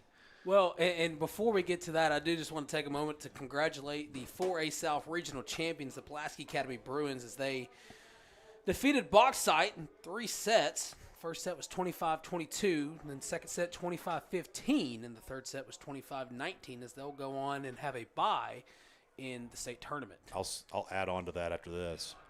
Kick's going to be returnable. Sideline will be brought down near the 40. So, yeah, they have a really good volleyball team. I don't, follow volleyball religiously, but, I keep up with the standings. And, of course, I kept up with all the regional tournaments. This is a really good Lady Bruins. I think probably between them, Jonesboro West Side, those Baptist Prep. I mean, Pottsville's really good. They've got a legit chance of winning it. So, that will be in win this week, the 4A state tournament. So, good luck to the Lady Bruins there. And, of course, you can catch we got volleyball coverage on the Natural State Sport Network website as well. Cook's going to throw it immediately. That's going to be out of bounds. And those type of plays make it so hard to defend when you're so focused on that running back in the backfield and they've got 3 receivers out there and then they motion a third out there and they throw the screen pass. So hard to defend. So 2nd and 3. Going to fake the handoff, keep it himself. Don't know if he got enough for the first or if they're going to mark him short, but he did lose the ball as he went out of bounds. Right, he got knocked over right on the stick. Looks like it's going to be about a yard short. So 3rd and 1, 6:59 left to go in the first half. 1-point lead for the Wampus Cats, and the Bruins are no stranger to stopping offenses on 3rd and short.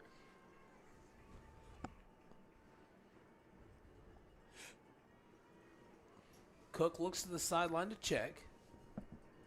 Hands it off to Harris. Harris gets enough for the first down. And it'll be past midfield, so they'll officially be in Bruin territory. Good push by that Conway offensive line to make it a pretty easy pickup for them.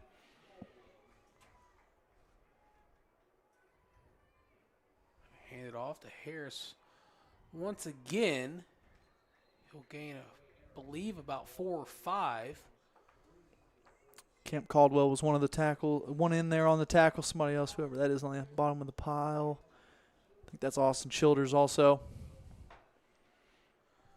So, correction, they're going to say he gained 3. It's 2nd and 7.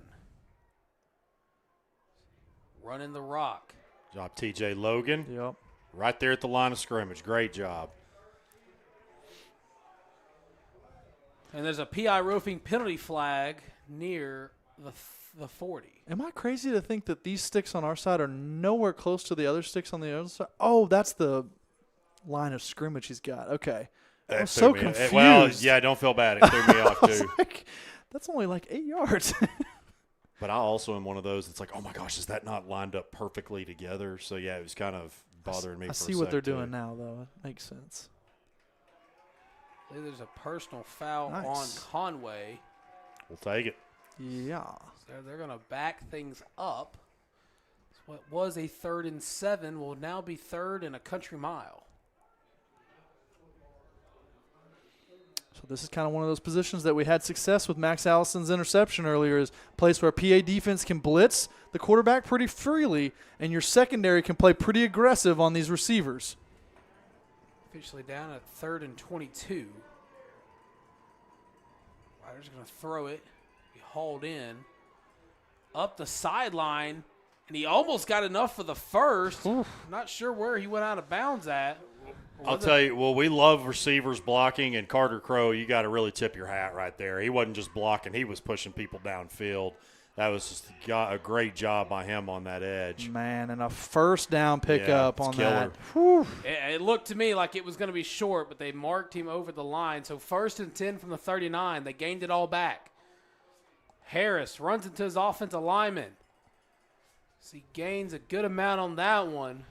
Second down coming up here for the Wampus Cats. And Trey's not the biggest back, but he does have just a propensity to He's- lean forward well, and fall forward. And Buck is he is so all about that weight room, and that was one of the opportunities that they really had when they got here was to get him in there, and Trey's benefited from it.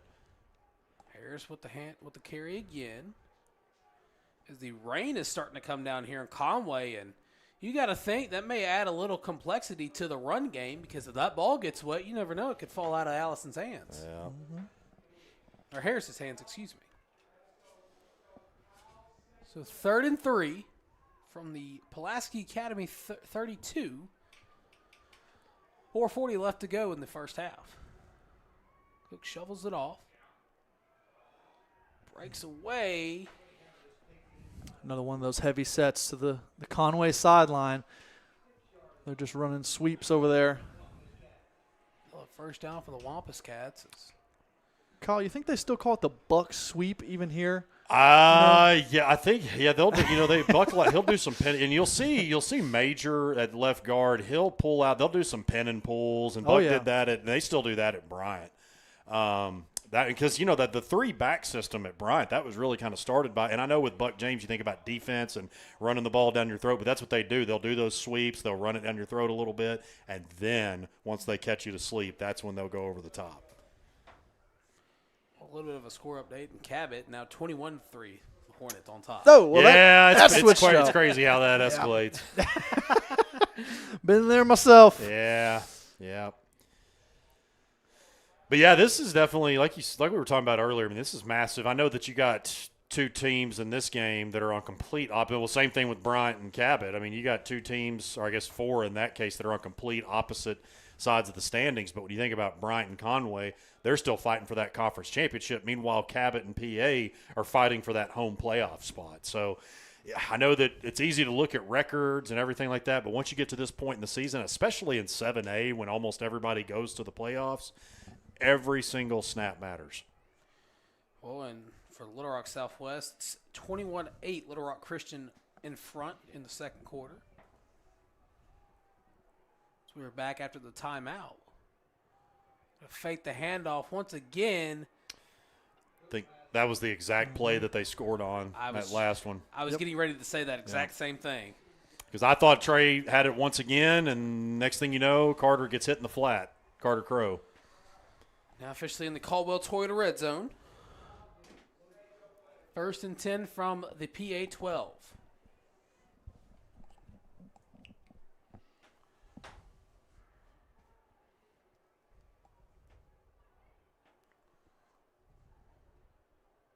Cook hands it off. Up to the left-hand side, but I believe he was met as soon as he hit the hole. I wonder if Trey Harris was expecting that. He was the lead blocker on that for Crow. They kind of did a little dipsy-doodle there in the backfield, giving Crow some love with the carry. TJ Logan was the Bruin credited with the tackle. The rain is still coming down here in Conway. Some fans are opening their umbrellas, some aren't. Handed off, and he's met immediately in the backfield, wrapped up and dropped. Is that Burns? Burns was first, impact player, and Brylan right behind him. Brylan's been a little quiet tonight. That's his first real big impactful play, but a big one on second down to bring it to a 3rd and long. Yeah, I think that's Brylan's second tackle of the night. So been a little bit quiet, but we know he always brings the energy. So 3rd and 8 from the 14. Still deep in the Caldwell Toyota red zone is Conway. Of course, Pulaski Academy's got to watch the play action in this scenario here. Yeah, definitely have your eyes on Crow out of the backfield. And then they've obviously seen 13. 3rd and 11. Cook throws it. And he'll be wrapped up before he really gains anything on that play. 4th down coming up for the Wampus Cats as they are trying to get into the end zone before the first half concludes. Yeah, and I imagine they'll let this clock run all the way down before they make their decision as the half starts to come into under 2 minutes. And keep in mind that Conway does get the football back after half. No field goals around here. Cook trying to get the Bruins to jump offside. Blackman in motion. Cook Dropping back. Looks. Pressure coming. Almost is sacked. He's still running on his feet. And he gets knocked down. But did he get a first? I think he got it by about a yard. Oh, gosh, that's a killer. Man. Wow.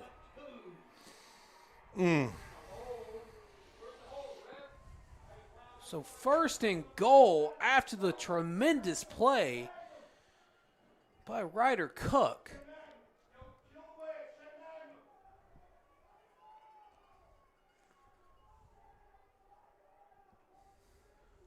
Cook going to keep it himself as he gets in. Touchdown, Wampus Cats. Speed option. Yeah, that was too easy No-brainer. there. And they ran off another minute off the clock there because it was about 2:15 when they had that fourth down. Now 19-12 our score. They're just going to take the extra point.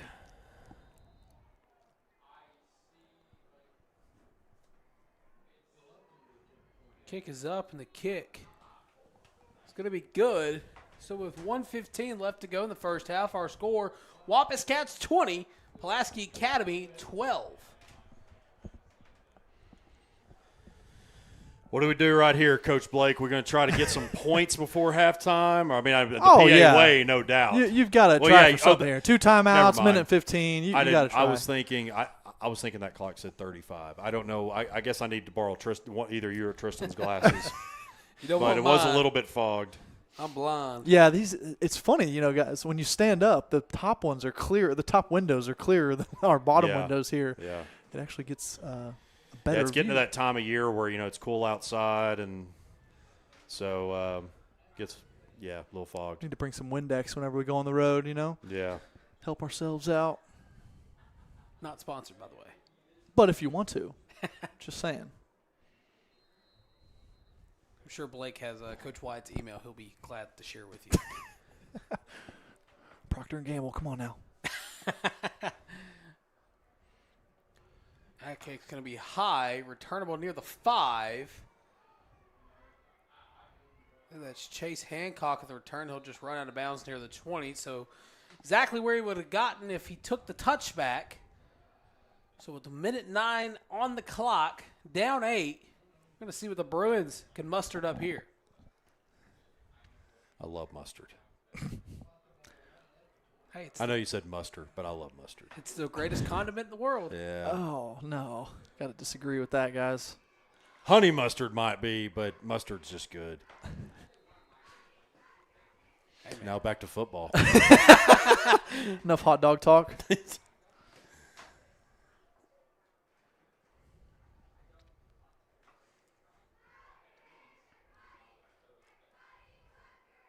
Orgel fakes the handoff.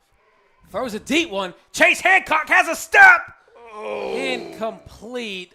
Batted away by number 4. I'm going to say Peyton Ruth. Yeah, Tay Lockett and Peyton Roof on the coverage. And Tay Lockett is always the last line of defense. I mean, he might not be as big as a linebacker, but he hits like one. And so he can cover really well. He can hit really hard.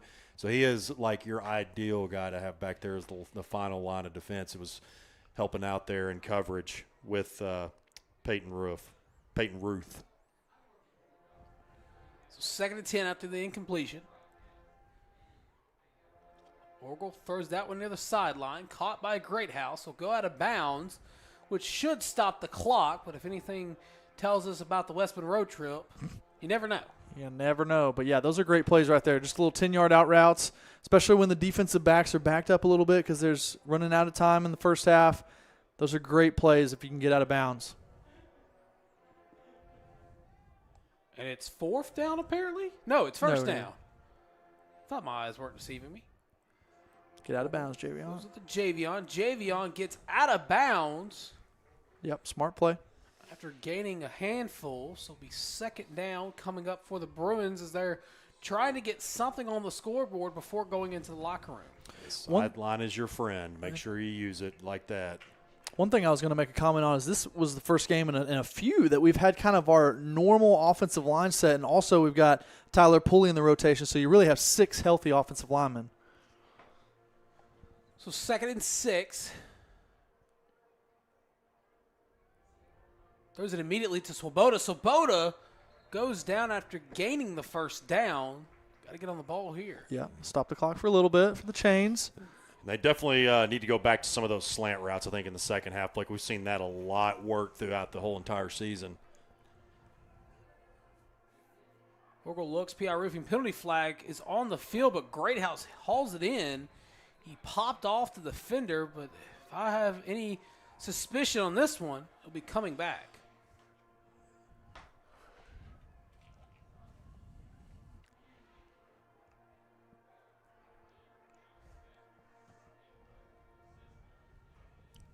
Illegal shift. Some sort of alignment issue there for the Bruins, which hurts, man. That was, what, about 15, 20-yard catch across midfield? Gosh. We still do have 2 timeouts, so we can use the middle of the field. I know they've got it kind of bundled up here with the linebackers, but we can if we have something. 1st and 15. Orgel throws it, hauled in by Swoboda. Swoboda just trips up. God. Couldn't get out of bounds. Got to take a timeout here. Yeah, there it is. So Coach Lucas is going to call a timeout. He's not very happy. Because I think he saw the block that Javion was about to set up, and he had a lot of room to probably get out of bounds and the first down if Williams stayed on his feet. Yeah. So while we're at a timeout, do once again want to thank everybody for tuning in to PA Live, courtesy of the Natural State Sports Network. We're in Week 8. 2 weeks left after this week of the regular season before it's playoff football time. And a win tonight would be huge for a home playoff game for Pulaski Academy. We got a Halloween game next week against the Griffins. Oh, yeah. So are we rolling out dressing up as the Golden Girls? Let's think of something better than that. Although that's funny. Don't we have to have 4 for Golden Girls? Hey, we got Will. That's true. That's true. Now I might be back in if Will's in. Yeah, I'm in. That changes it. 2nd and 6 after the timeout.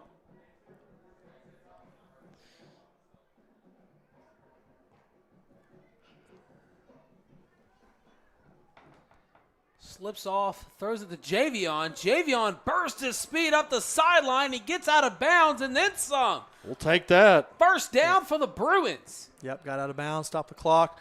Another note I was going to make during that little break we had is to keep in mind, Gervin, our normal kicker, is out with a little groin injury or something, I think. So, whatever our normal field goal range is, usually not that much, but still got to be aware of potentially having to go for it and having to take a chunk towards the end zone.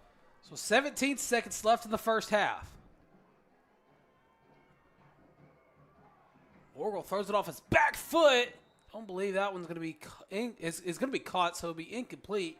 Chase did technically catch it, but not in bounds, so it'll be 2nd down for the Bruins with 12 seconds left on the game clock.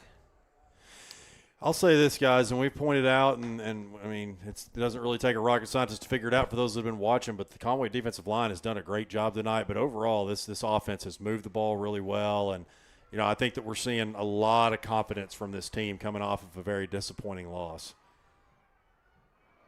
Aaron throws a deep one up there, just swatted down, but a PI roofing penalty flag is thrown. It was batted down by Tay Lockett. I thought he was going to one-hand catch That's what it was looking like. I thought he was going to Odell Beckham. Well, yeah, he that thing. did. He went up for it.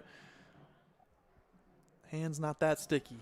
So they're going to call, I believe, a holding on the PA offensive line. So they'll back it up even more further as we have 5 seconds left to go. As William Swoboda comes back out, maybe a deep threat on it, maybe a prayer to the touchdown here. Of course, Conan in as well. Orgel throws it deep.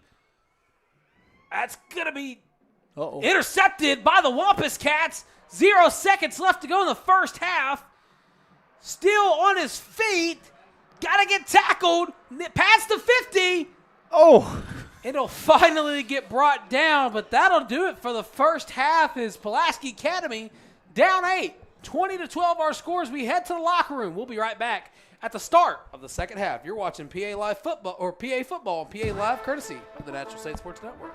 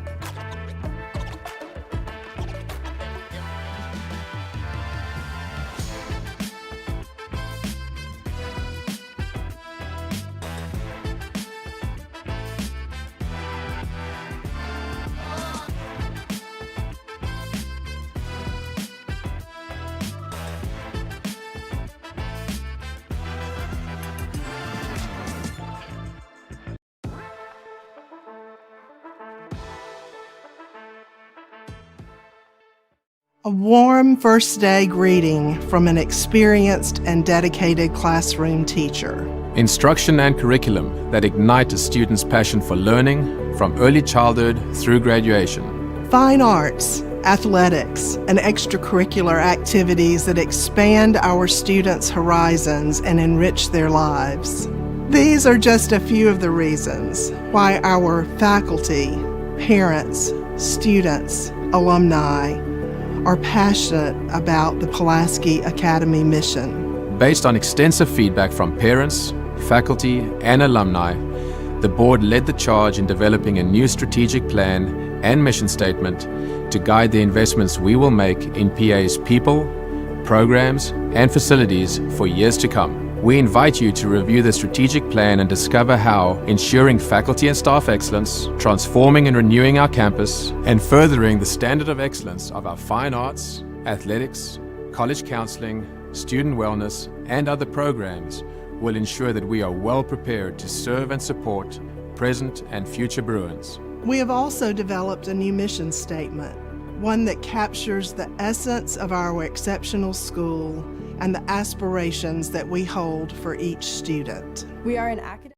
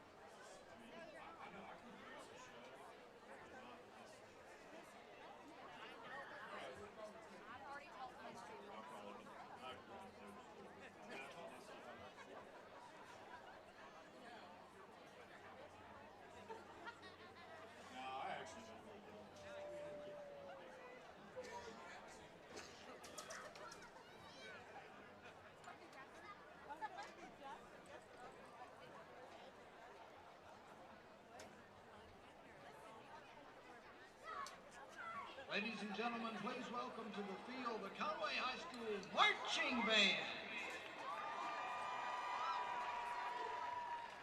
The band recently attended the Bands of America Regional Marching Championship in Memphis, earning a first division rating, the first in school history. On Tuesday at the ASBOA Region 9 Marching Assessment, the band earned straight first division ratings and qualified for the state marching competition. The band's state performance will be at War Memorial Stadium on Monday, November 3rd at 8:30. Let's give a big round of applause to our Conway High School Marching Band.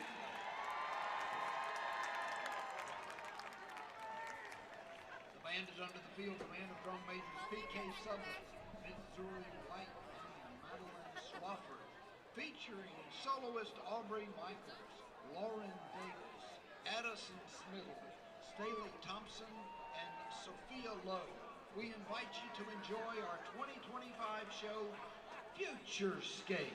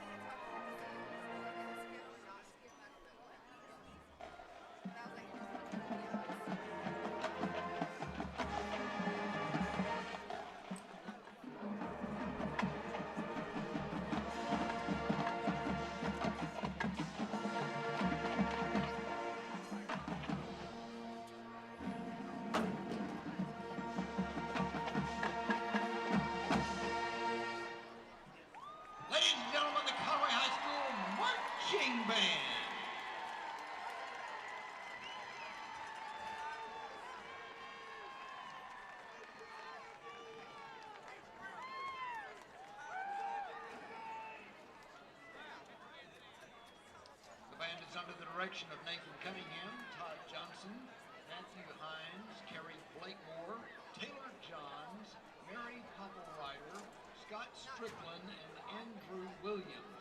The color guard is taught by Stephanie Grinder and Caitlin Davis. The band secretary is Anita Self. We want to give a big thank you to our community partners, Andy's Frozen Custard, Catherine Ridge Baptist Church, Christian Perspective Counseling, Crossman's Printing, ER18 Real Estate, First Security Bank, Hungry Howie's Pizza, Kona Ice, Stovey, Vincent's Barbecue, and the Conway Band Boosters. We also want to thank you for visiting the concession stands this evening in support of the Conway Band program. Go Wampus Cats!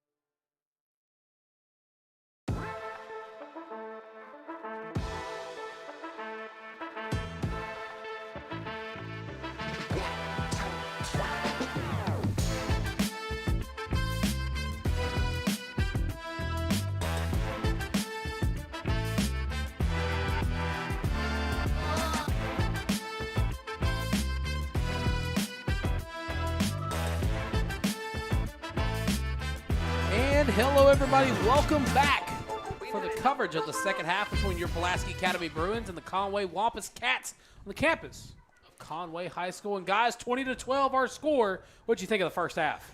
Thought it was really good, or at least we saw a lot of really good things. Of course, PA is down 8 right now, and there's some missed opportunities, just like there you could always point to. But I think that this is one of the. What do you think, Blake? Probably West Monroe. Maybe the way they responded after the pick 6 against North Little Rock. I mean, those are probably the best 2 first halves that we've had all season.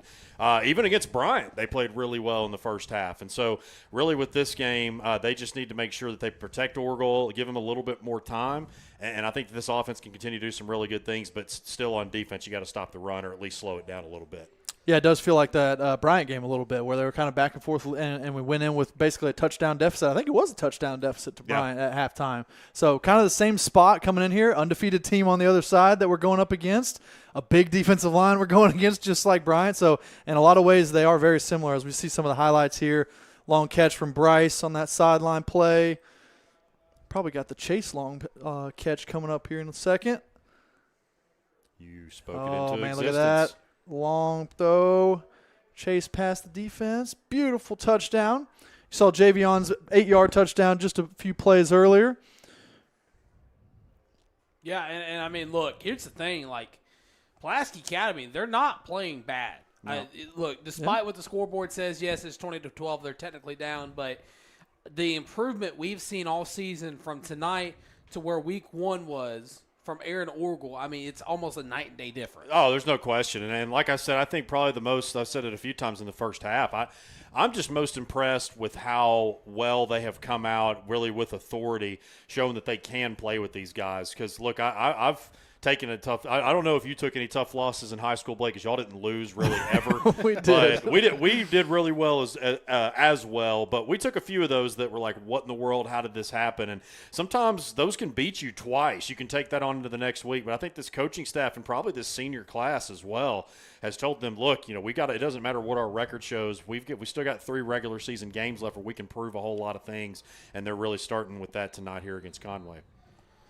Of course, the Wampus Cats will start the second half with the football unless PA recovers an onside kick, as the Bruins started tonight with the football.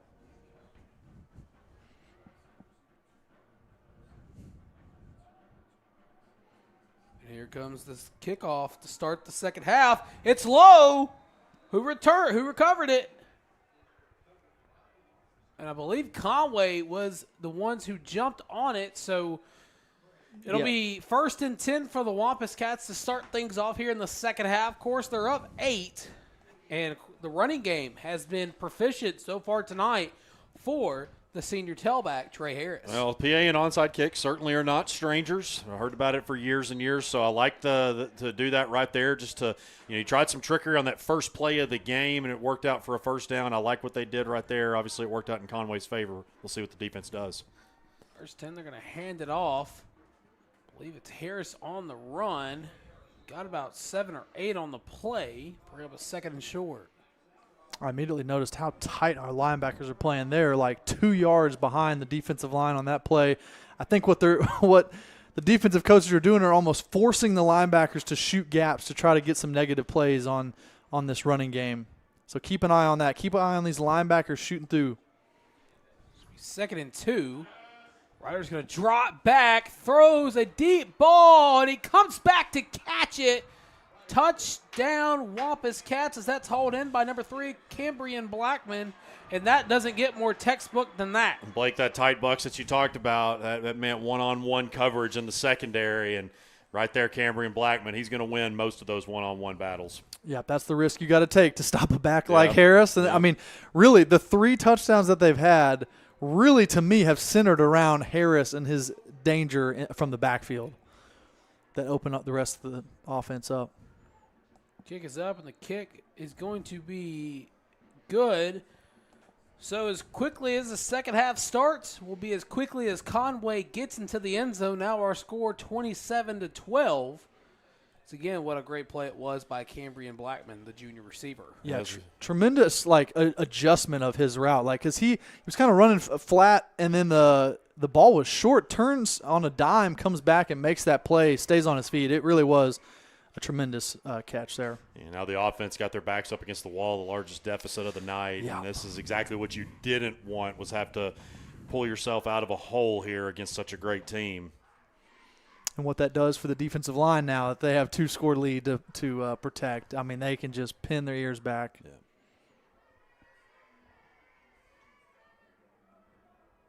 Rain has subsided for the moment.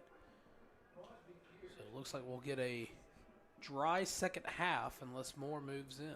I'm just pointing out the band is playing Mo Bamba, so we still got it even on the road.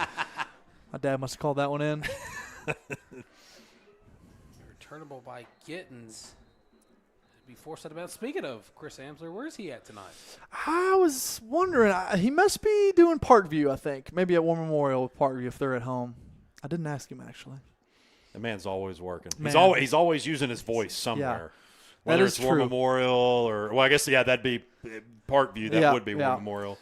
But he's got a lot of Little Rock school districts he'll do, man. If anyone wants a part-time job, PA announcing is just some reason is in really high demand out there. Yeah.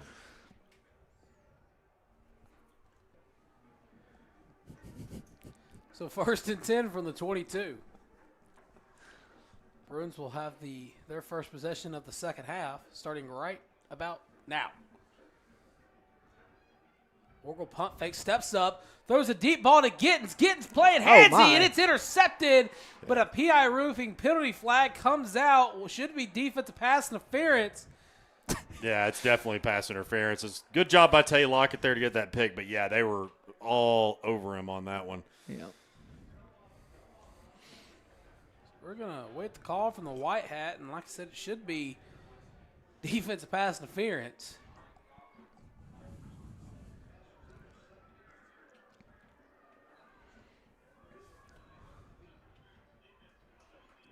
It will be defensive pass interference on Travion Logan. Good job. I liked what Aaron did there. Kind of had a pump fake and then used his line and stepped up in the pocket and then let it rip to Bryce. Really like what they did there, the offensive line and Aaron both together.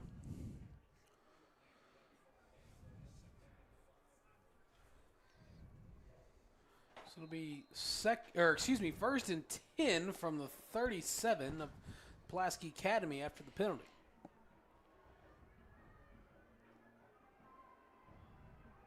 Orgel throws it to Hancock on the screen.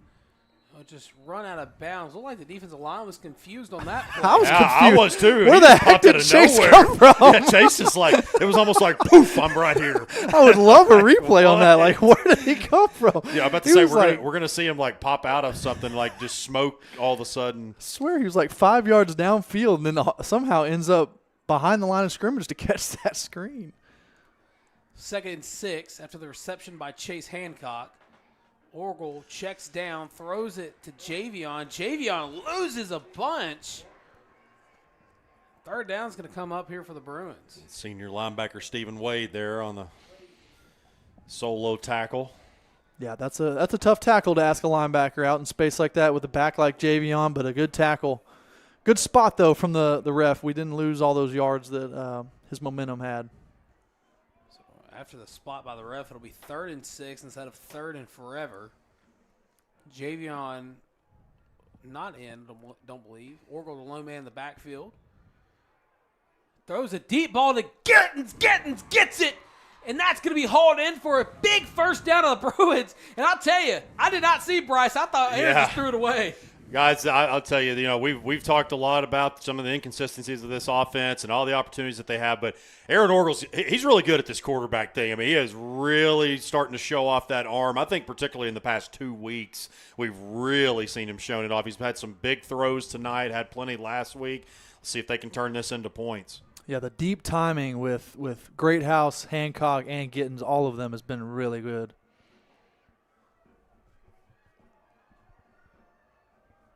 Going to run the reverse. Gittens, room to run.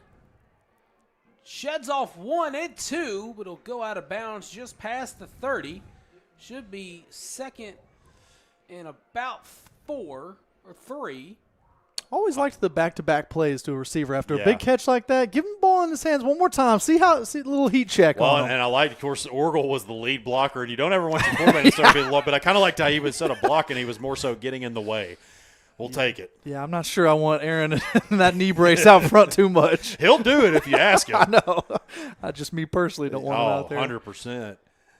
So 2nd and 3 after the rush by Gittens.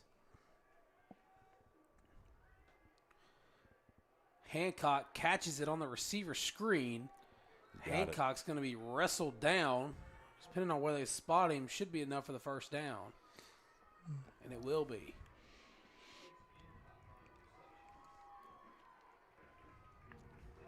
See William bringing the play in from Coach Thrash here. Kyle, I keep thinking back to your comment about working some of those slant routes. The linebackers, what they do well, those linebackers are really focused on the run. And to me, they don't do a really good job of running out into coverage to cover things. So I do think you can get William and some of these other receivers behind the linebackers, and Aaron can find a hole in there. Orgel steps up, throws it to the end zone. Touchdown, William Swoboda.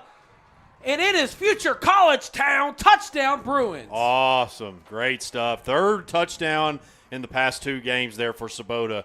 Comes at a great time trying to cut back into this lead, and they're going to go for 2 here to make it a touchdown game, or at least hopefully make it a touchdown game.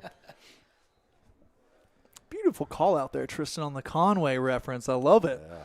I'm here until the game's concluded. Make sure you tip your waiter or waitress. Orgel throws it, and I believe it got tipped, so incomplete. 27-18 our score after the touchdown from the future UCA pitcher, William Swoboda. The good thing is it wasn't a fluke. That first drive, it certainly wasn't. They're continuing to move the football. Got that touchdown there. Orgel looks about as comfortable. And we keep talking about it. The more and more he plays, he's going to get more comfortable. And I think really, to me, we've seen a massive difference in that starting last week and on into tonight. So the offense is continuing to move the ball down the field. Let's see if this defense can get a stop and get them back out there to hopefully put more on the board.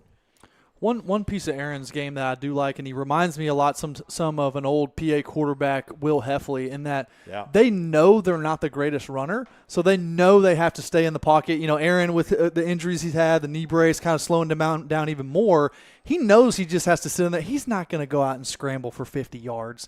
He's got to stand in there and make his throws as quick as possible. Well, he did have a 27-yard rush against North Little Rock, but well, yeah. So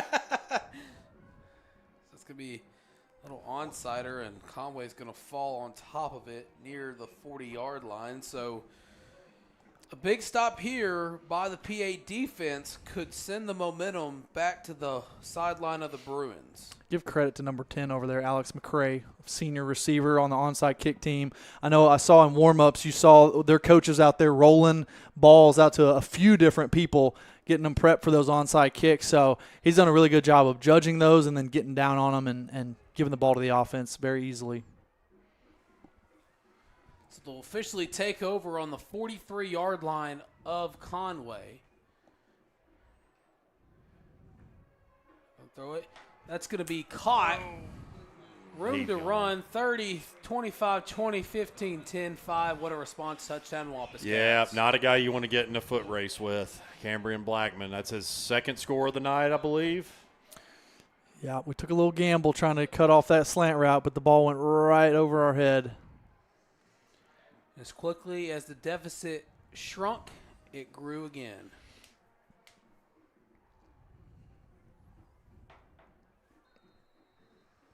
I think that's, 2 plays in the second half Conway's ran for touchdowns? Yeah. Scored very, very quickly.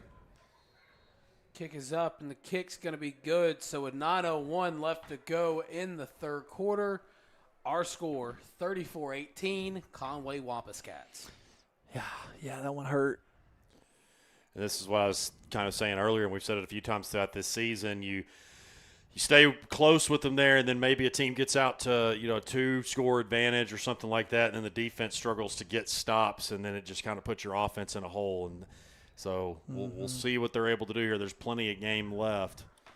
The crazy part is the second half's been all about the passing game for Yeah. Conway. I mean, I don't even know if Harris has any carries at all. I mean, he may have a couple, but they've really been working the passing game. Well, on your 7A Central scoreboard, talking about Bryant and Cabot, right now it's 38-3 Bryant.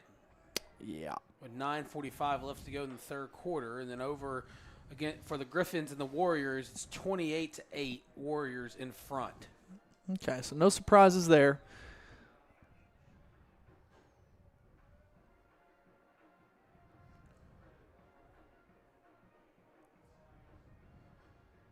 Comes the kick from the Conway Special Teams unit, and that one is going to bounce into the end zone for a touchback. So back onto the field is the Pulaski Academy offense, scoring on their last possession, needing a score here to shrink the deficit. It's a random thought, Kyle, but do you know why Bentonville and Rogers were playing on a Thursday last night? So it was because of the weather. So a lot of the Northwest Arkansas and like a lot of those Western Arkansas schools played, particularly in like the central and north part. Greenwood and Van Buren played. Oh, did they? Okay. Yeah, Siloam Springs. Because when you sent that text last night of them coming down to the wire, I was like, oh my God, I didn't know Yeah. I was on. I would have been watching. Oh yeah, it was a great game, man. Rogers they got a squad. Now. Yeah, they're solid. Jeff Regan is maybe one of the best, maybe the best all-purpose player in the state. Their quarterback at Rogers, but at 7A West, it's loaded. Orgel stands up, throws it to Chase Hancock. Chase trying to get elusive. He's wrapped up. I think Wagner is going to get a roughing the passer. Yep, that's going to be the PI roofing penalty call. So the ball will be moved up for the Bruins. I got to say, guys, I think that's the first time I've ever seen Orgel chirp at a defensive player. Really? I took my eye off the Yeah, backfield. I mean, he kind of, I don't know if I'd say necessarily a cheap shot. I mean, I think it was just maybe an aggressive play that went a little bit too far, but Orgel was letting him know about it. Took a little offense to it? Okay. Yeah. I don't mind that. I like a little chippiness. Of course, want to give a quick little shout out to the head of schools, Gary Sullivan, who's watching from West Virginia. Okay. There we go. West Some Virginia. dedication. I've actually got some family in Memphis watching right now. Hey, So Man, we've shout heard out Memphis, we've heard Hawaii, Yeah. Texas, Tennessee. The Big M. Yep. Shout out to the Whites and the Amslers out in Memphis. So they're going to hand it off to Javion. Javion trying to get something going, but he's forced out of bounds near the 50. Bring up a second down for the Bruins. Outside of that first drive where we were going back and forth, run pass so well, I just really feel like we've gotten away from the running game. And I know we've been down basically a little bit, but it hasn't been too out of hand, really. I'm surprised they haven't gone to more Javion runs. So after the carry by Walker, it'll be 2nd and 5 from midfield.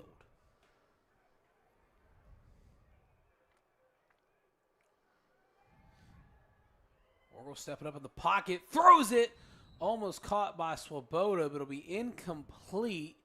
3rd down coming up here for the Bruins. Just a little bit out of reach there, and we saw earlier that Swoboda can really get. I know that one from earlier, ended up getting called back for the penalty, but even as much as he can go up and get it, that was just a little bit too far out of reach. So 3rd and 5, facing the Bruins here.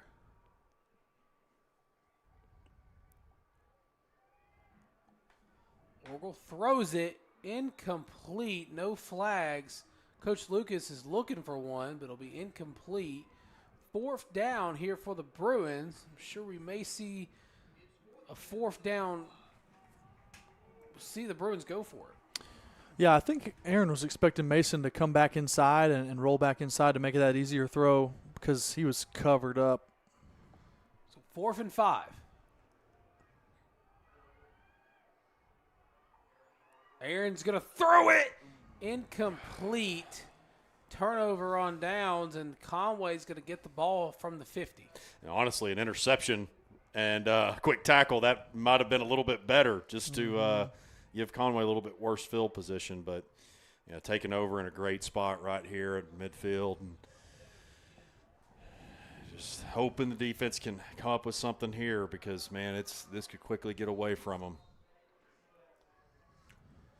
So after the turnover on downs, again, it'll be 1st and 10 from the 50. Last drive out, the Conway Wampus Cats scored on their first play. Hand it off. He's going to lower his shoulder and fight for extra yardage. Going to be close to the first down marker. We're going to see where they're going to spot him. He's second and short here for the Wampus Cats. And that was Davis in it, running back, the second stringer, but still moving that pile. That's a tell of really good coaching when you can bring in your second one and it looks almost the exact same as the first. Second and short. They're going to hand it off once again. I believe that's Harris on the carry. Or not Harris, excuse me. That's Davis on the carry. Not a good sign. Hartford Low, one of your better defensive backs, defensive players overall, is limping around. It didn't look too great moving around on that play. Hopefully just a tweak on his ankle he can walk off. Yeah. First and 10 from the Pulaski Academy 36. 34-18 still our score. 7:30 left to go in the third quarter. Gonna fake the handoff. He'll be met almost simultaneously. Great play there by Max Allison. He had the pick earlier, but came up right there and made the hard-hitting play there on Crow.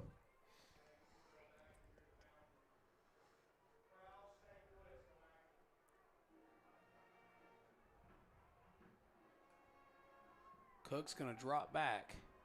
Throws it to the end zone. Swatted down. Incomplete.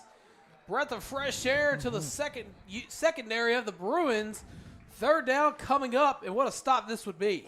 Yeah, Cambrian Blackman trying to get that hat trick, but PA secondary said not this time. We'll see, like you said, Tristan, if they can get another big stop here. Yeah, beautiful play by Jay to track down the receiver, but also use that play side arm and knock it down just as the ball was arriving. Perfect timing.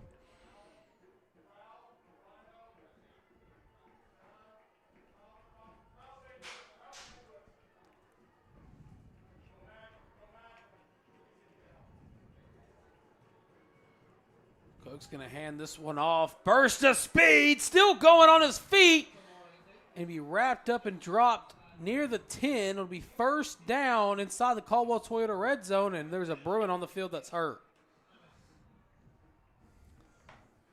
I didn't see what number that was. Yeah. Yeah, but just another great run by that's what they've been doing all night. Just running really effectively, whether it's a long run or just getting a 4 or 5 yard gain here and there. Hurtado the one, but hopped up. Good to see. Yeah, that was just such an aggressive run on 3rd and 10, just right up the middle. And just deflating, man, when one of those runs pops on 3rd and 10. You're thinking pass the whole time, and they just run it right up the gut.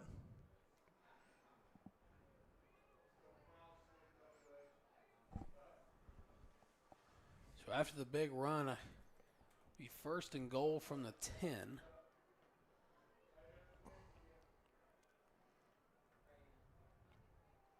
Of course, up 34-18.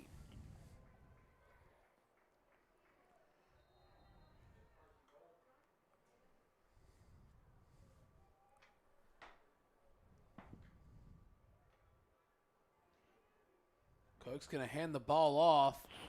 Nothing but green grass ahead. Touchdown, Wampus Cats. Yeah. Fresh legs. Amari Davis back-to-back very solid runs. Looks like there's a PI roofing penalty flag on following the play. And the Conway O-line just came off the ball so hard right there and blew it back.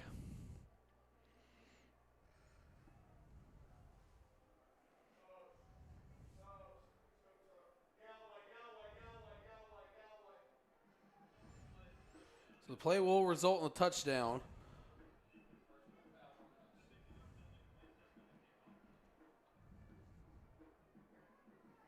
Was that an unsportsmanlike on PA? Mm-hmm. I'm assuming. Yep. So here's the PAT. Kick is up, and the kick is good. So with 6:33 left to go in the third quarter, our score 41-18, Wampus Cats. Yeah, just really great performance here from Conway doing what they do. And we talked about it since pregame. Like, it's no secret to anybody. I talked about it, I guess, towards the end of the second quarter. I mean, this is pure Buck James ball right here. And I know a lot of people think of great defense and big offensive linemen running it down your throat. Yeah, those things are true, dating back to even, not well before Bryant, well before Camden Fairview, even back to Star City. But that we've seen a couple times too, Blake. Look at Cambrian Blackman having 2 touchdowns. Mm-hmm. I think he's got 3 touchdowns on the night, if I'm not mistaken. Or Ryder Cook has 3 passing touchdowns. So that's what this team does. They run it down your throat, and then they'll hit you over the top. Yep, that's been the kryptonite to this Bruin team overall. Was the defense kind of holds on the first half and just seems to get worn out, worn down as the clock keeps going.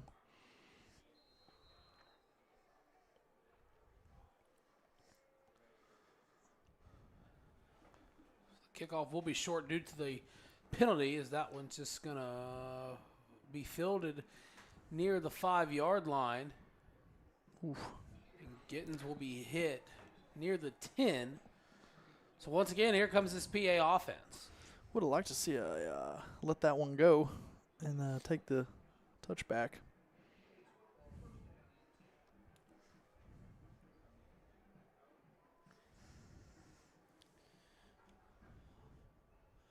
And talking, Blake, what you were saying earlier, it's at that point we've had this in multiple second halves to where you're pretty much just forced to pass. So they know what PA is gonna do at this point, and just got to do what you can to effectively utilize it. And with the defensive line as talented as this, Yeah. it's so tough. Down 23. What can the Bruins put together? Gonna hand this one off.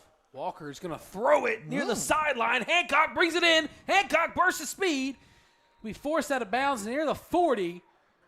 First down for the Bruins. And I thought Javion was fixing to run that ball. Yeah, More trick plays have worked. More tonight than I think we've seen all season, to be honest. We've had 2 or 3.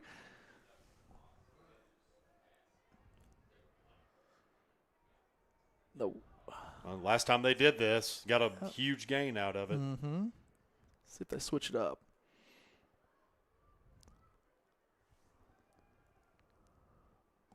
Punt fakes, has a man near the sideline. That's Walker. Walker almost falls himself. He's still on his feet.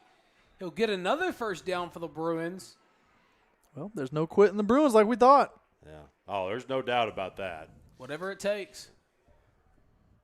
2 back-to-back explosives. Ball on the 42 of Conway.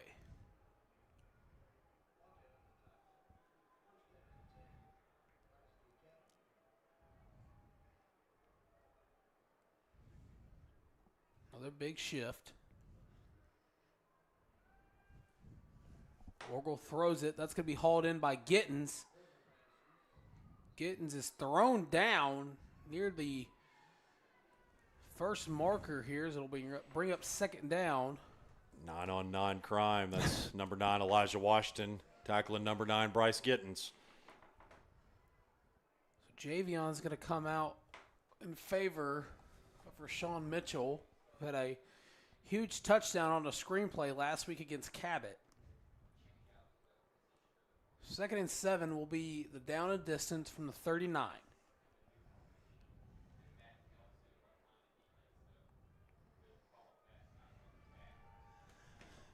Orwell steps up and a PI roofing penalty flag will be thrown.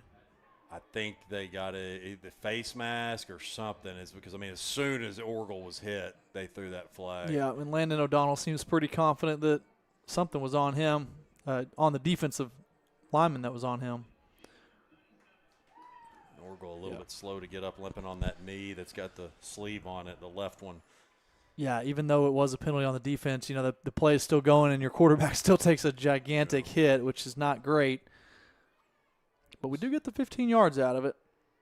That was on Caleb Kern. Orgel does look like he was limping back to the play. So 1st and 10 after the penalty. Orgel throws it. It's going to be hauled in.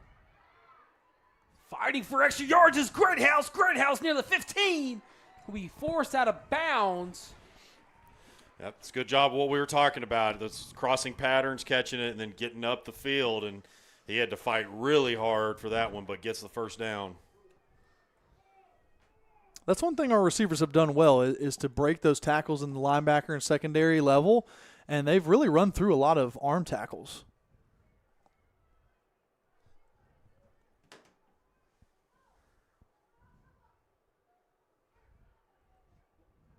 Orgel's going to pitch it here. I think that's Greathouse on the carry. He'll get down near the 10. They're now in the Caldwell Toyota red zone.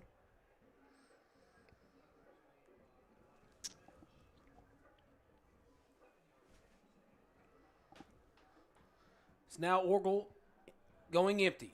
Only man in the backfield. Throws it wide open, man in the end zone. Touchdown Bruins, and that's hauled in by number 1, Max Conine. All 6'6" of him. Cuts into it a little bit. Still a lot of work to do, but as you said, I think, Blake, that was just I can't remember which one of you said it, but these Bruins don't quit. And, they're going to fight until the end. Let's see, that they're really just about now of getting a defensive stop at first, this 2-point conversion.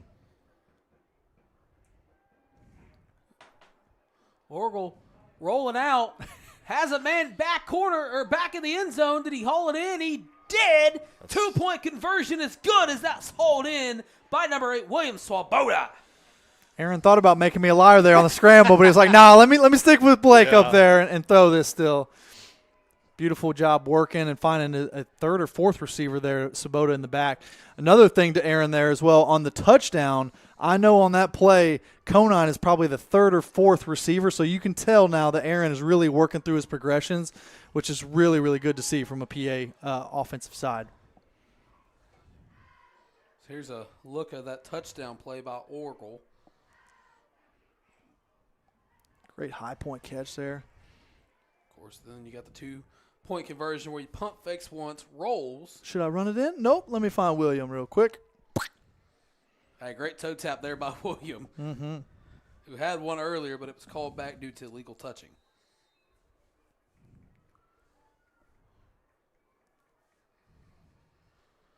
Now down 15.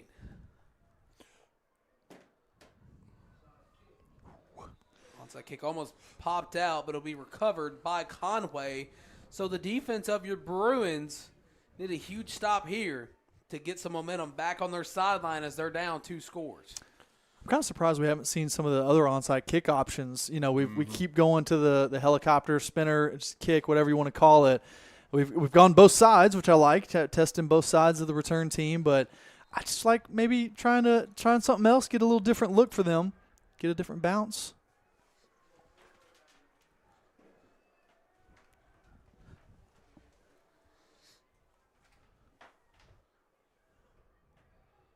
I believe there's a new quarterback in for the Wampus Cats. That's Wesley Tapp, number 12. And then Amari Davis getting the carry. Kept him in at running back, giving Trey Harris a much-deserved rest. As many carries as he's had the first 6-7 games of the season. I'm sure he'd like to add some stats, but, well, he's around a fact because he came in with 798. And, he's flirting with 1,000. Yeah, so. But if you're Conway, you're thinking about a playoff run. You're going to want that lead back healthy. No question. Tapp hands the ball off once again. Burst of speed, and he flips. But he'll have enough for the first down. He may have got the wind knocked out of him. Is he still on the floor? It seemed like he did a front flip and kind of landed on his head. I was a little worried. Well, I was going to mention Wesley Tapp. I'll tell you guys, he is one of the more respectful young men great kid. But he talked to, I don't know if y'all saw it at media days, but we talked to him about last year. He had waited his turn behind 3-year starter Donovan Amolo. Donovan goes up to Central Missouri. It's looking like he's going to be the guy. And then Grayson Wilson, a Razorback commit, now current Razorback, transfers to Conway. They split reps. Grayson was hurt for a few games, and Wesley got a chance to play. But he talked about just sticking it out. And, in today's age, that doesn't really happen all the time. No, you're going to go somewhere else. And he stuck it out and obviously has dealt with an injury this year. that's just another tough break for him. But Coach James has said he's kept just a positive attitude through it all, and so definitely rooting Well, if for he was him. the backup last year, then he played against PA because Wilson was actually right. out against That's PA right. He last sure year, did. and so he was the one that led the Conway win last year against Yeah. PA. He's got a great arm. That's one of the things that I talking to Ryan Howard, that was the OC. Of course, Mark Kelly, that's now at Sylvan Hills, was the OC last year, and Ryan, the quarterback's coach. Now Ryan is the OC, and talking to him last year, he's like, man, Grayson and Wesley, as far as the arm strength and talent, like they're about the same. Grayson was just a little bit more mobile. But, really, really had a lot of great things to say, Wesley did, just about that, and advice to kids that might be going through the process like that. But hopefully Amari, looks like Amari, he's having to have some help off the field, not able to put any weight on it, looks like on his left leg. Yeah, so which is interesting. all the I best wouldn't to have him. thought it was an ankle or a leg injury the way he landed there, but maybe I didn't see it right. Yeah. But, yeah, hopefully he gets better. Well, Trey thought he was going to have the night off, but here he is. Yeah, right. And the PA defense is like, really? Do we have to have him back? So it'll be 1st and 10 from the PA 33. Still up 15 is the Wampus Cats. 3:25 left to go in the third quarter at the resume of action.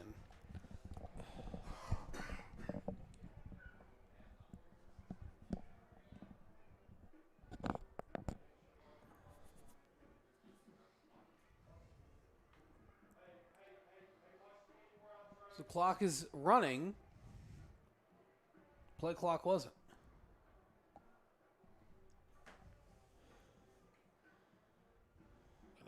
They're going to fake the handoff. The flat still on his feet.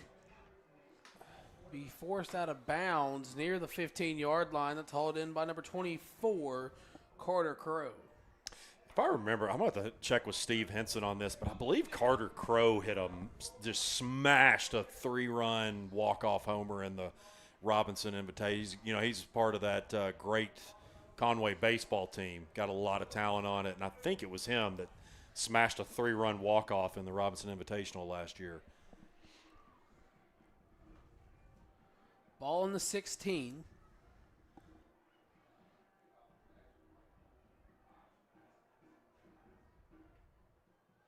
Tab's going to hand the ball off. Be wrapped up by the hips. You don't see a lot of just straight-up traditional fullbacks anymore, but it's cool to see Crow in there for probably 80% of their plays at fullback. Yep. Just moving all around, catching balls out of the backfield, but also lead blocking, just point of attack blocking is really fun to see. So it'll be 2:20 left to go in the third quarter in this one. 41-26 still our scores. Conway's knocking on the door of the end zone.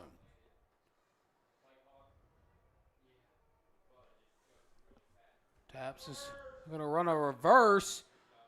He'll have a spin move, and he'll get in. Touchdown for the Conway Wampus Cats. That's Brian Blackman on the carry that scored the touchdown. Yeah, Cambrian Blackman once again just. This is his third touchdown of the night now? That is his first rushing, and dang.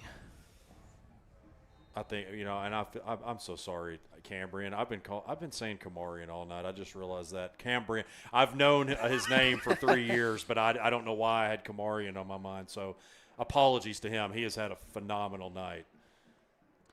That's why he kept scoring to try to get you to exactly. fix He's it, like, he's going to like, get my name. Well, and I've written his name in publications hundreds of times, but you don't have to sound it out when you write it. Yeah.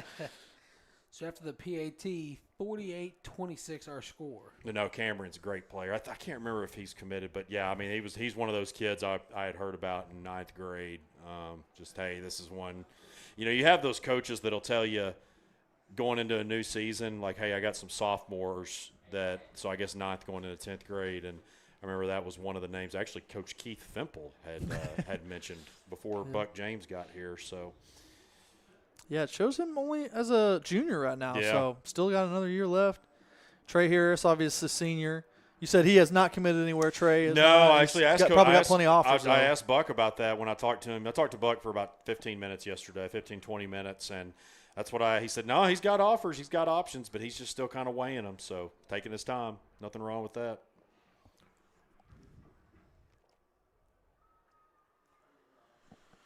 course, between the Griffins and the Warriors, it's 38-8 Warriors in front of that one. As that kickoff is going to be returnable. I believe Javion was the return man as he gets close to the 30, but no cigars. Like I said, the Warriors up by 30 in that one. And then in the Bryant-Cabot game, 49-3, Hornets in front as there's 4 minutes remaining in that one.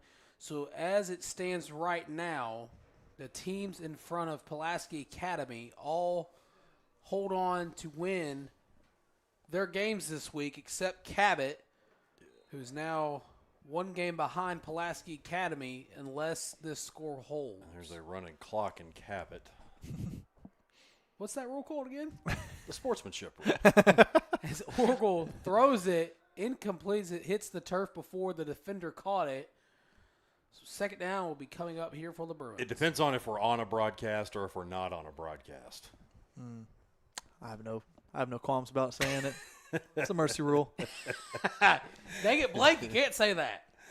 Will's staring through the glass. Second and 10 is brought in by number 1 Max Conine, and Will's already getting. Let's say we need to get with the Conway maintenance staff because Will just basically cracked the window staring at Blake through it. Hey, we do have a sign that says window is broke. It's been in my face all night. I don't know, Blake. You think that window's broke? I don't know.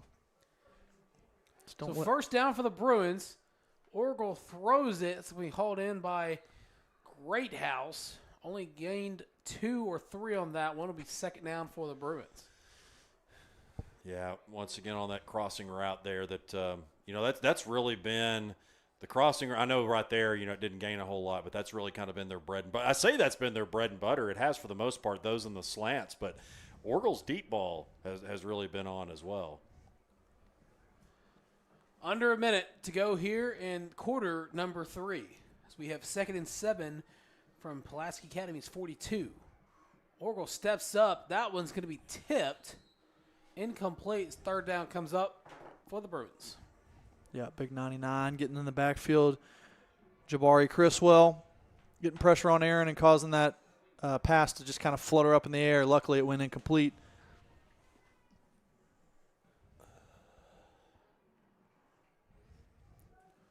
It's one of the toughest spots for offensive linemen, especially, when you're down 2 or 3 scores like we are. This defensive line just gets so much energy. We're going to fake the handoff to Javion. I believe it's going to be tipped again. Incomplete. Fourth down coming up for the Bruins. I don't think there's any doubt that you got to go for it here. Oh, yeah. Down 3 scores. Nothing to lose here. And in North Little Rock, the Charging Wildcats are in front of the Central Tigers 28-7. So if that score holds, I believe North Little Rock would jump ahead of Cabot and Pulaski Academy. So they're both 2-5, all 3 2-5. So Oracle throws it over the middle. That's going to be hauled in by Hancock. Hancock still going. Jukes left, still on his feet. Conine laying a block, and he gets shoved out of bounds near the 5 Caldwell Toyota red zone chain gang. Come on down. First down for the Bruins. I'm sorry to cut you off, Tristan. I didn't let you finish that one. I was just going to say, once again, Bruins do not quit. Great job. Great run after the catch there from Hancock, and then Max Conine downfield there.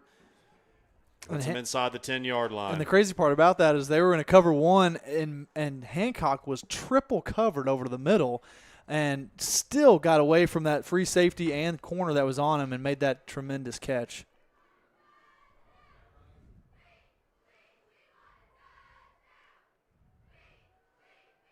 Oracle's going to roll. Throws it back across. Hauled in by Swoboda. Touchdown, Bruins. And really got to give a lot of credit to Swoboda. That's what his – so he's got a 2-point conversion, and that's his 3rd touchdown in 2 games or 4th? He had 2 in the first game, and then I think he had 1 earlier, didn't he? Yes, I think that's 4 Yep. in 2 games after playing quarterback for a little bit in the opening game against Robinson before he gets hurt. He's trying to make up for lost time. That's it. I mean, hasn't had his number called a ton, but when he has, he's answered.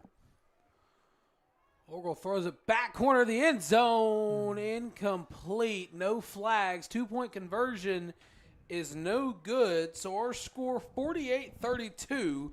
with 29 left to go in the third quarter. And I know it feels bad, but it's only a 16-point game. Yeah. It's only a 2-score game. That's what I was just getting ready to say is, of course, there's a back body throw hauled in by Swoboda. Perfect. And Will's trying to impress some of these Wampus Cats that he may be seeing on the campus of UCA later next year. UCA had some fun up here. I enjoyed my time in Conway. I lived here for 5 years. I was in college for a little bit longer than I should, of course. But I didn't say I finished college in 5 years. No. But it took me a little longer. No, I loved it in Conway, man. It was a lot of fun up here. Still have a lot of friends that I talked to, and I know William will enjoy it at UCA as well. I didn't play sports, though. I wasn't that good of an athlete. So what we're trying other than intramurals. So what he's trying to say, ladies and gentlemen, is Kyle is a super senior.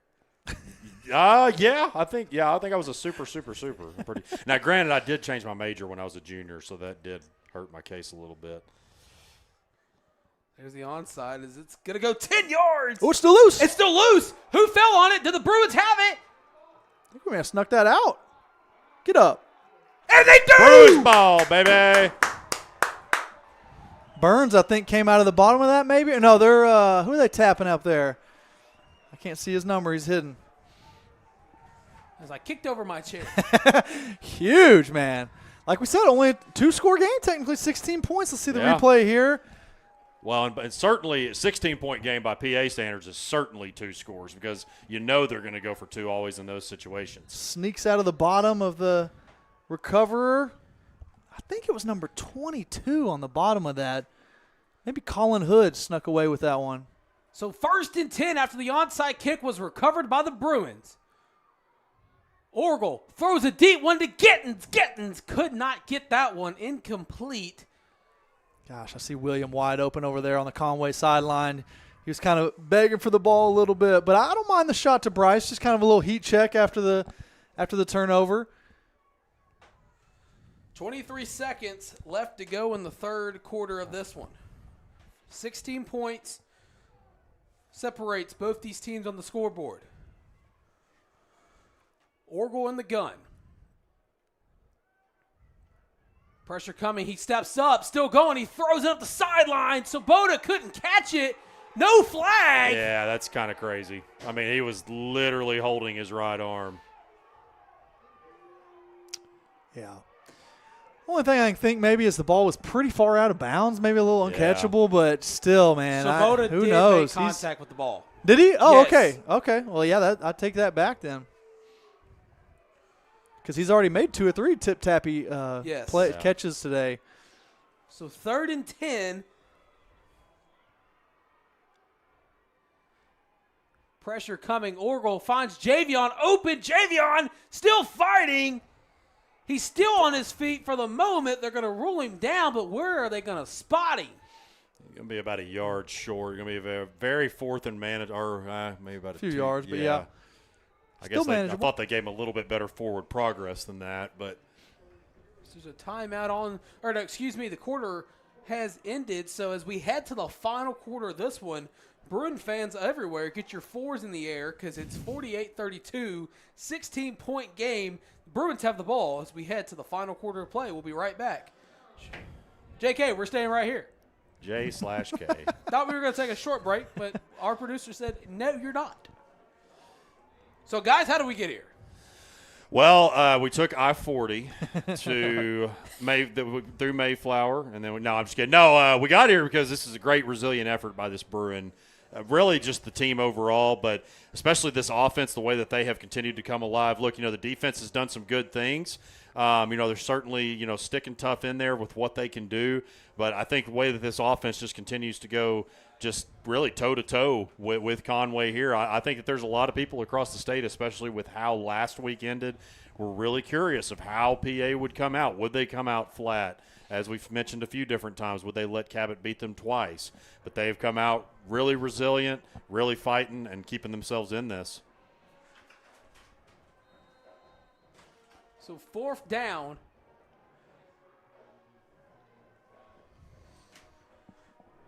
4th and 3 from the 39 of Conway. Aaron fakes the handoff. Rolling. Throws it off his back foot. Has Sabota, but he can't find him. Incomplete. Turnover on downs. And there's somebody on the ground that's hurt. Can't necessarily see who it is for this moment. I think is that 50. Yeah, it's Landon O'Donnell down there. Yeah. Yeah, I know. Aaron, you saw Aaron kind of cringing as he's walking off the field after that throw. He had a couple other options to look at on that 4th down.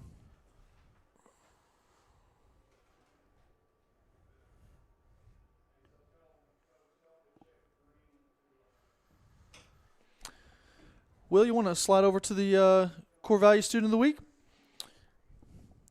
First, we want to congratulate Carly McElrath, the Caldwell Toyota Pulaski Academy Core Value Student of the Week. Carly serves as Vice President of the junior class and sits on our honor council. In these roles, Carly reflects the highest level of integrity and responsibility. In the classroom, Carly excels. Her AP English teacher, Miss Napier, describes Carly as very smart, noting that Carly is a positive presence in the classroom. We're proud to recognize Carly McElrath as our Core Value Student of the Week. Congratulations, Carly. Congratulations indeed. So they're still attending to the injured Bruin near the 50-yard line. As when we resume action, Conway will have the ball up 48-32.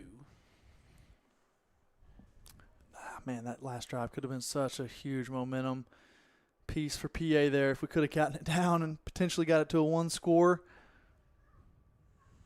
Just doing a quick scoreboard check as they tend to the injured Bruin. The Warriors up 45-8 on the Griffins.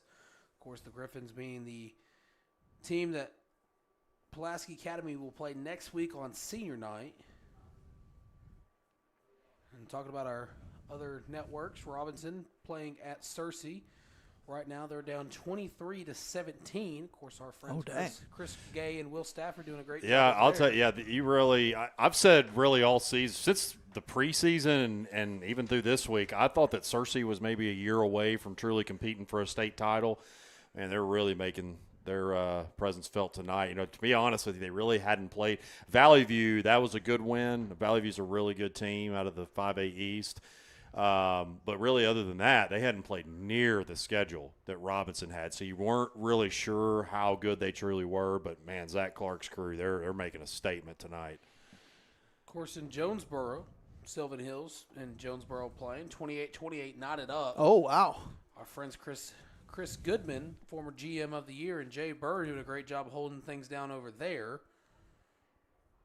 That'd be one to keep your eye on towards the 4th quarter. Mm-hmm.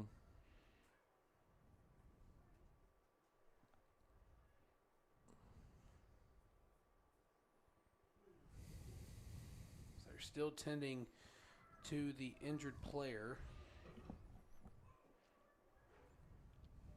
And then Mills won on homecoming 49-0.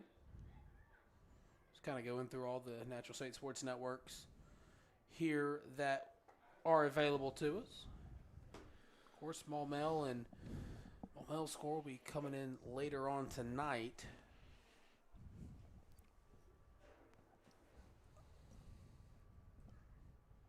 Pretty serious injuries. They're still tending to the injured player.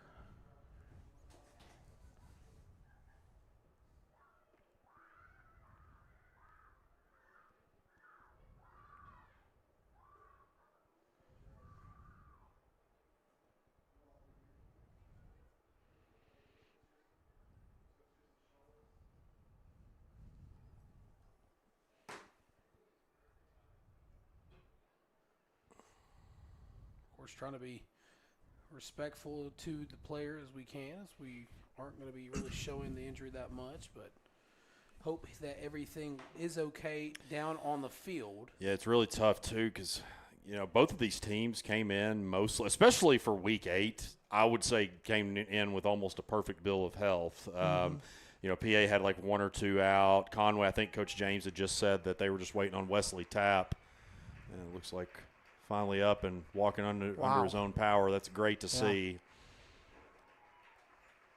Another scoreboard update right before the action resumes. North Little Rock going to win their game tonight against Little Rock Central 35-7. So that will, at the very least, clinch the 6th seed for North Little Rock. So they are in the postseason for sure.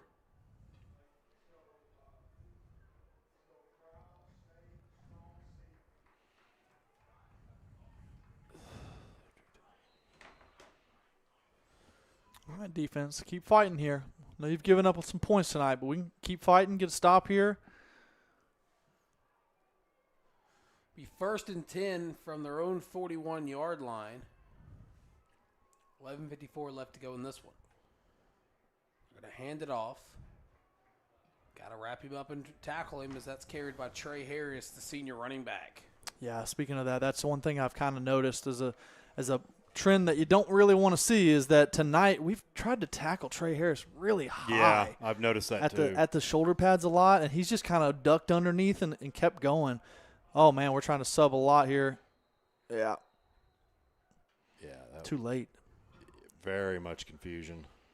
Not sure why. And I don't even think the coaches are mad because they're just as confused too. Yeah, well, I think Bryce Mitchell started running off. I think he had an equipment issue, a helmet issue, because it wasn't that he was hurt. He just didn't have a chin strap or something. And so it kind of caught the coaches off guard because he immediately ran off the field, and they were like, oh, wait, what? Yeah.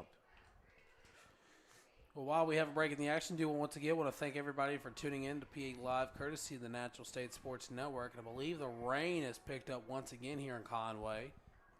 I haven't checked the I know the forecast initially was calling for rain all weekend. Is it still supposed to be really nasty? I haven't looked at the report since like last night. I haven't seen what the rest of the weekend looks like. I'm not a meteorologist. I'm a play-by-play guy. Well, I know, but you can still check weather. Hey, we can guess just like they do have meteorologists. apps, Tristan. What's an app? I don't know these technical terms. It's 2nd and 4. I hand it off once again. That time, the Bruins getting in the backfield, bringing up a 3rd down for the Wampus Cats. Stop there on 2nd to make it a short 3rd down and potential to get off the field here if you have a stop for no gain or maybe a negative play. 3rd and 2. 11 minutes left to go in this one from their own 49. BA faithful stomping the bleachers. Hand it off. He's not wrapped up in time. He'll have enough for the 1st down. So the Wampus Cats will have a fresh 2 set of downs to play with after that carry there. And upon weather review, it is soup season officially. Oh, okay. Make sure you get to this is the weekend that you'll want to fire the crock pot up and make some soup. It's is gonna chili a soup? Yeah, you can count it as soup. Okay, I like because a hearty it soup. is going to be nasty all weekend. So if anybody's wanting to do yard work, you might want to put that off till next weekend.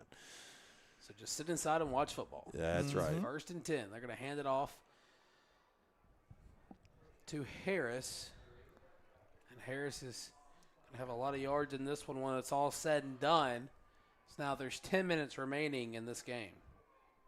These drives are so frustrating, man, as a defense when you're trying to get that stop and they just keep picking up 5-6 yards and staying ahead of the chains. You could just never, the offensive line is playing so well for the Wampus Cats that you're not able to get a lot of penetration back there and hit them for negative plays.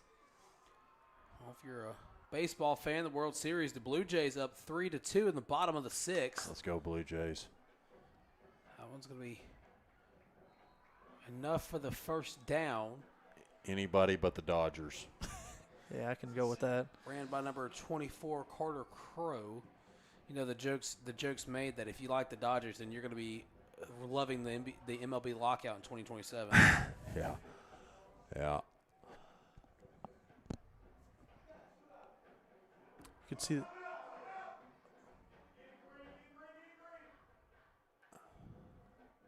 Conway having some sub issues of themselves. Play clock under 10 seconds here.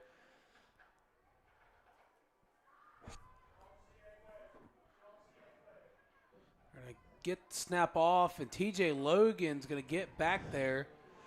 Carter Crow just took the like a little extracurricular activities. Yeah. Carter Crow just took the direct snap on that one. TJ grabbed him and Took him to the ground. And all that confusion from the Conway subbing in and out actually caused us to finally have a negative play.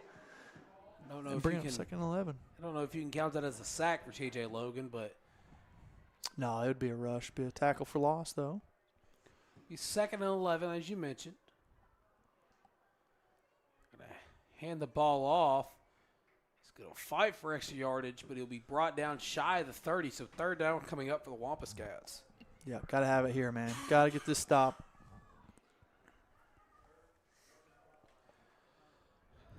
Got to keep an eye on for that fullback out of the backfield.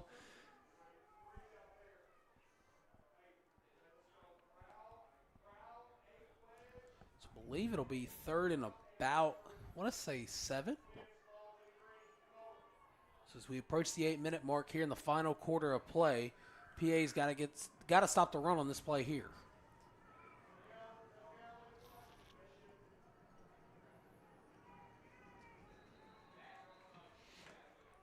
Snap is dropped, but I believe they're going to get Conway with a false start.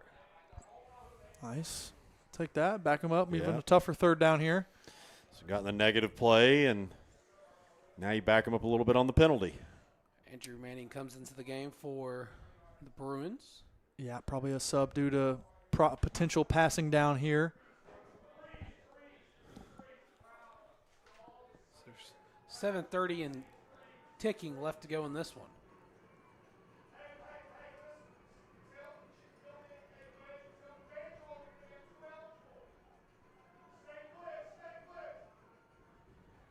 Man in motion. Tap's going to throw it deep up the sideline. Couldn't find him. Incomplete. Fourth down coming up for the Wampus Cats, and that time the clock stops at 7:13. Carter Crow's trying to run that fade or something, and it went really, I think he might have thought that it was coming inside, and it sailed outside, more so out of bounds. Yeah, Manning was from outside linebacker, was chasing after it and doing his best to stay with it, but like you said, the ball was just kind of off from where Crow thought it was or was going to be. Feel the intensity of the game picking up just a little bit here. So 4th and 12. Ryder Cook back in at quarterback. And a PI roofing penalty flag comes out. Oh, yeah. They're going to get Conway with another false start. Go ahead and back that one up. And, hey, real quick, World Series update. The Blue Jays get another run. It's 4-2 with the bases loaded in the bottom of the 6th with no outs. Let's go. I take that back. Anybody but the Dodgers, as long as it's not an NL Central team other than my Cardinals, which they've got a long way to go to get back to what they were. 4th and 17. 15 seconds on the play clock. 7 minutes, and the clock is still going. And they're just going to punt it. It's a high punt. It's going to go down at the 10. So Pulaski Academy forces a stop. They'll get the ball back, still down 16. 6:44 left to go in this one. And Blake pointed it out earlier. It's just a 2-score game. I know at some points of this game, especially maybe in like the third quarter, when it seemed like Conway was really starting to run away with it, it seems like it was like an insurmountable lead. But there is still tons. I just can't help but think anytime PA is locked in a close one like this, whether they're up or down, I can't help but think it was the Madison Ridgeland game like 2 years ago when they were playing at PA, Madison Ridgeland, Mississippi, and they were down by X amount, and then they ended up winning on like a 47-yard walk-off field goal. Yep. So never out of it. Oral throws a deep one to Hancock. Hancock just overthrown, incomplete. Well, it wasn't incomplete. One of the Conway coaches got a reception out of bounds. Let's give credit where it's due. All right, bud.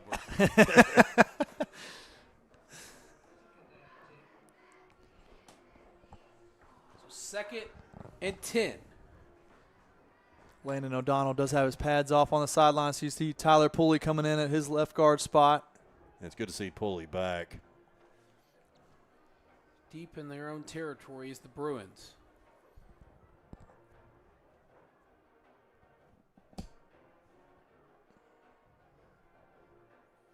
Aaron throws a deep ball. Gittins has a step. Incomplete. Just underthrown.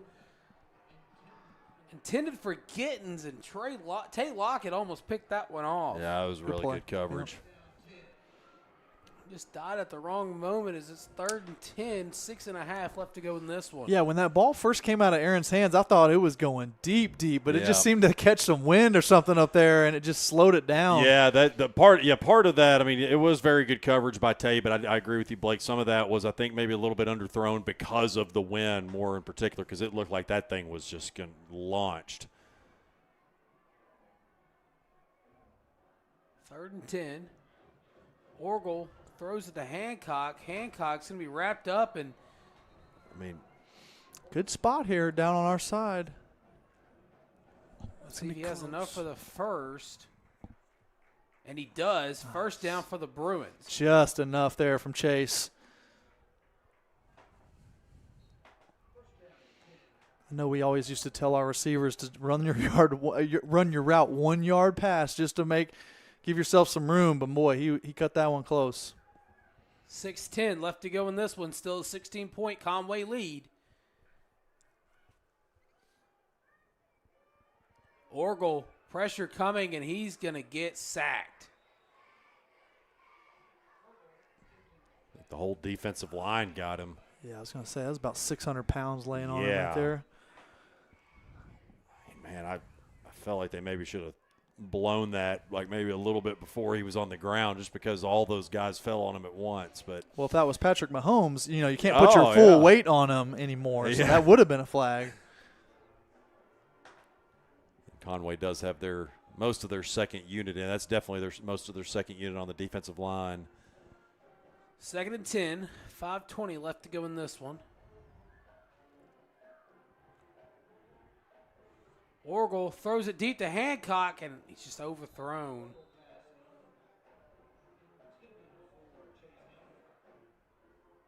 Lockett doing the celebration. I don't know what you call that celebration, but he's doing some kind of celebration. Like flapping wings or something? I know it's part of like some TikTok dance, but I don't know exactly which one. I'm not really a TikTok. Oh, wow. Robinson is 24-23 over Cersei. Oh, wow. Wow, what a comeback. Yeah. A storming comeback. 3rd Is that a 16. No, what? Orgel, time to throw. Throws it. It's going to be hauled in by Javion, but not enough for the first. It'll be 4th down coming up for the Bruins. No, it's at the beginning of the 4th. Okay. And Conway's going to make a full switch. Yeah, they just had literally an entire new defensive line sub in. That must be nice. Yeah. Gosh. So officially it would be a 4th and 7.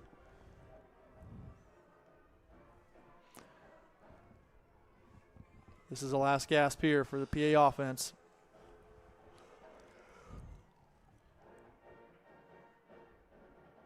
Orgel, pressure coming. He just gets sacked.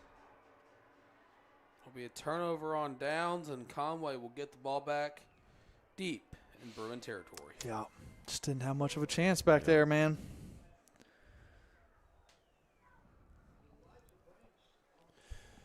Yeah, of course, you bring, like we were just talking about, it is very nice to be able to bring in all new bodies, and you had a fresh defensive line, and they exploded off the ball and got into the backfield. Yep. So I can't tell if that's a wasp or a hornet that's in the booth with us. I hope it's neither.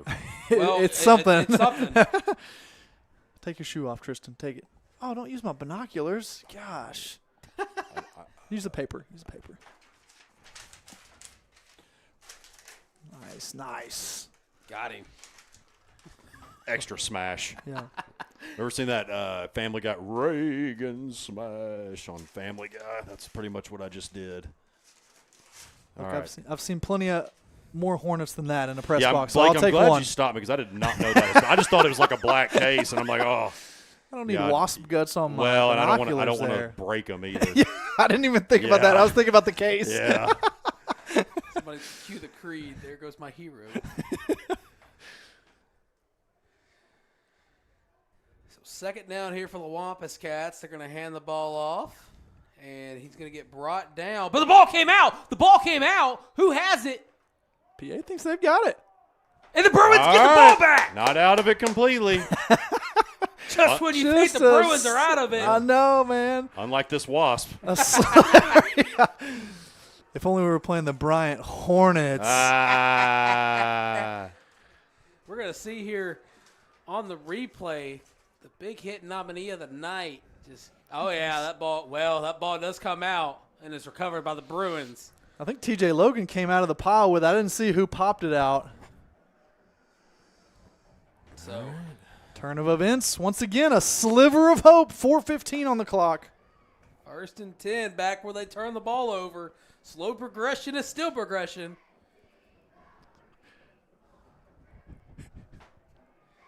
Oracle overthrows his intended target, incomplete.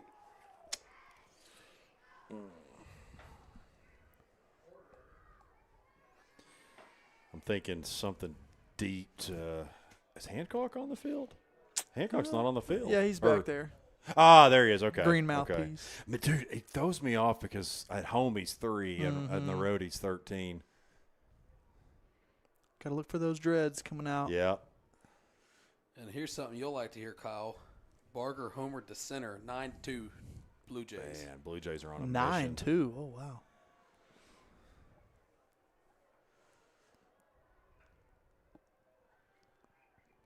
Oracle throws one high. Well, Aaron was thinking what you were thinking. Golly. And here's that new defensive line. He must have bugged our headsets.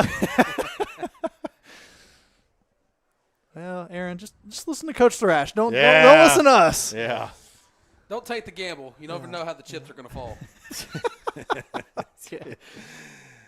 Oh, man. I believe there's a timeout by the PA Bruins with 4:04 left to go in this one.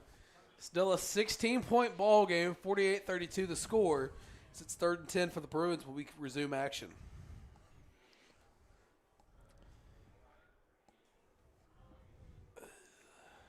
Well, what are you guys expecting to see here from? I'm thinking it's going to be some sort of deep ball again. Maybe a trick play. I would not be shocked, especially in this scenario, maybe catch them off guard a little bit. And you've seen some successful trick plays tonight, starting with the very first play of the game. My call is going to be a little screen pass to Bryce. Yeah. That's what I'm going to call. Could do a screen. The band is playing a tune that Kyle Sutherland will be very familiar with. Yeah, I know the Razorback fight song just a little bit. Hopefully they'll be playing that a lot tomorrow in Fayetteville. I hope not. I don't know. That Auburn defense, man. They've been stepping up the last few games. Yeah, it's crazy. Auburn's got a great defense, a crappy offense, and it's That the is true. opposite way for the Hogs. Yeah. So here we go, 3rd and 10. Looks like Hancock will be sent in motion. Oracle pump fakes, throws it, and it's incomplete. Just couldn't find the target. 4th down coming up here for the Bruins. That's not what I was expecting there.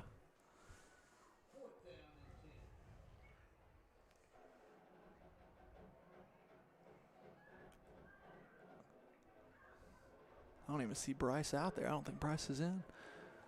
Got Conan and Wynn Wilson down here on our side. 4th and 10. Oracle just gets blitzed. He's still on his feet, throws out of it, but it won't be enough for the first down. Turnover on downs as it's hauled in by Max Conine, but not enough for the first down. So once again, the Conway Wampus Cats take over in the red zone, but last time out they fumbled the ball. It's very tough right there. It's really got to give Oracle credit for, once again, just staying patient back there, getting rid of the ball, but unfortunately just was not able to do much with it after that. Yeah, we never got the drive started really. Yeah.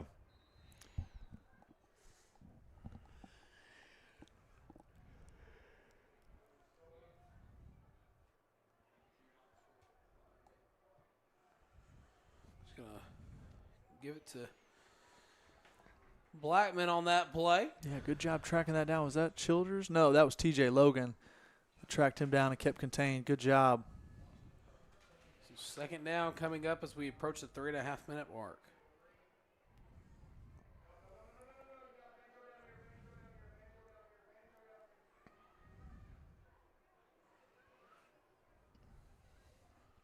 So 2nd and 10.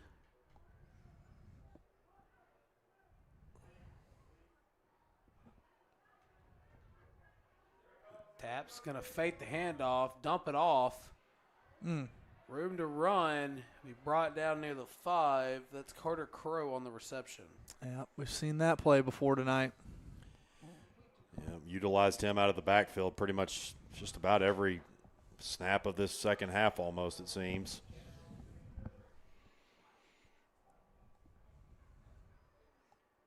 First and 10. Or first and 5, excuse me. I was looking over on the Conway sideline. I was like, man, they don't have many players. And then I realized, like, there's an entire team under that Under the tent over yeah. there. Golly. Well, hey, while we talk about Pulaski Academy, Miles McDaniel will be attending Tulsa's homecoming tomorrow. So shout out to Mr. McDaniel. Yeah, there's probably not a lot outside of the PA community that knows who Miles is. And it's not, I mean that respectfully. It's just because he's so young. He's what, 8th grade? I think 8th, Yeah, 9th grade. he's on the junior high team. And he's crazy good. I've been hearing about him since like 6th grade. He's from the Saline County area. And, yeah, he's an electric lockdown defensive back. Great receiver. He does just about everything. Another Bruin that's going to be going to Tulsa, Soren Green, going to be, I guess, going with him.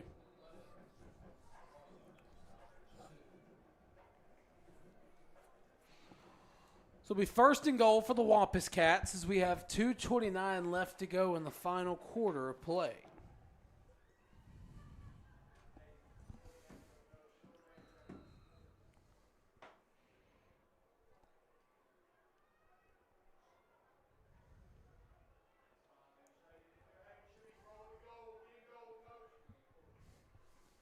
Off the direct snap, and he'll walk in. Touchdown Conway. Yeah. Probably expected that. I mean, just getting the ball back where they did and the way that the offense has really hummed. I know the previous drive before that had some struggles with penalties and really just kind of getting everything together. But other than that, this Conway offense has hummed on all cylinders tonight like they have all season. Yep. Or most of the season at least. Oh, there's a PI roofing penalty flag on the field after the PAT.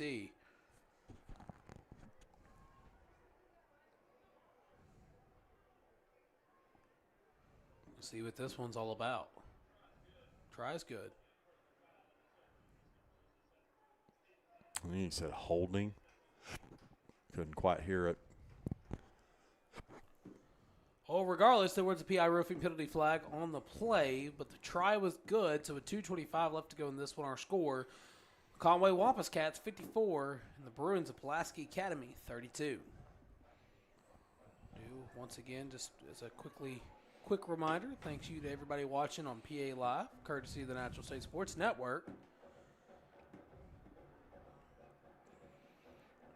Some big games to look forward to, man. That Southwest game next week is a must-win. Oh, absolutely. And then you go right into your biggest rival, LRCA, last week of the regular season.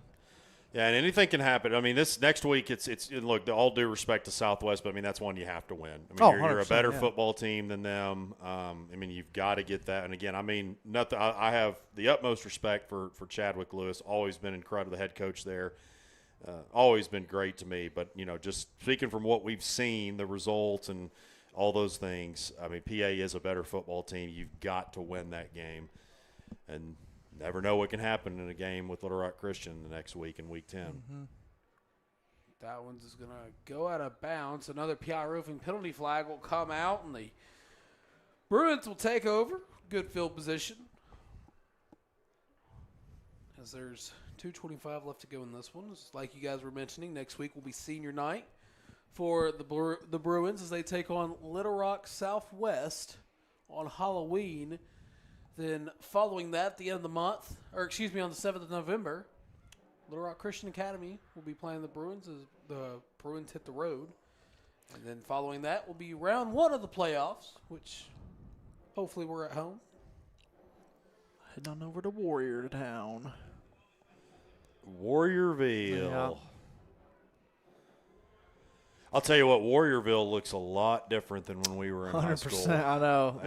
They have keep building and building buildings out there. Man. Yeah, their facilities have gotten crazy good. Yeah. I remember before they got turf, you did not want to be the visitor if it had just rained. No. That sideline, it got soggy on that sideline.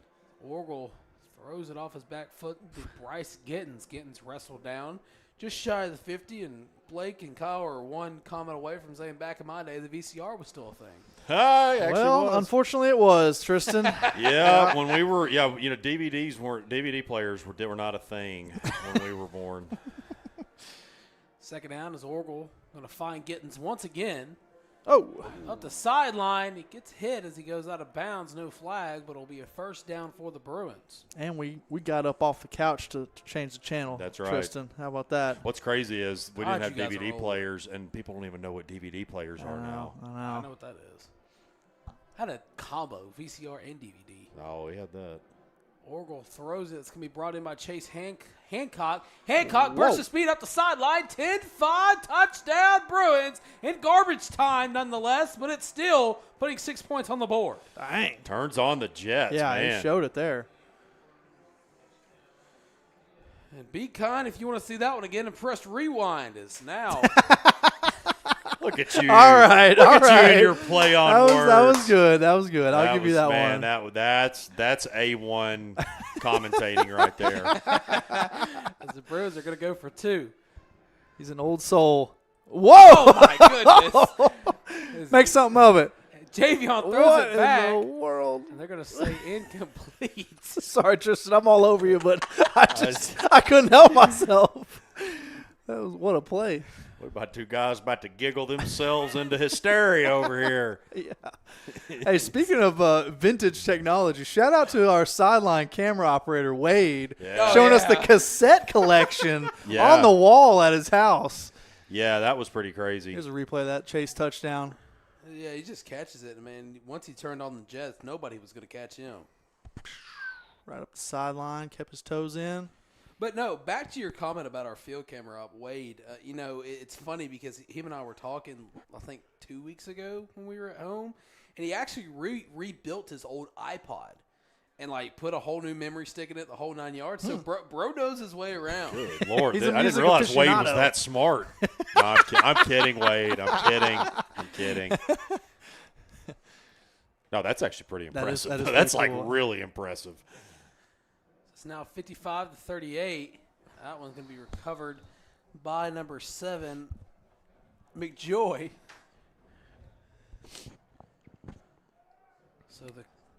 And then I guess Conway will get North Little Rock next week, which that will likely be a win for them, and then they'll have once again an undefeated matchup with Bryant.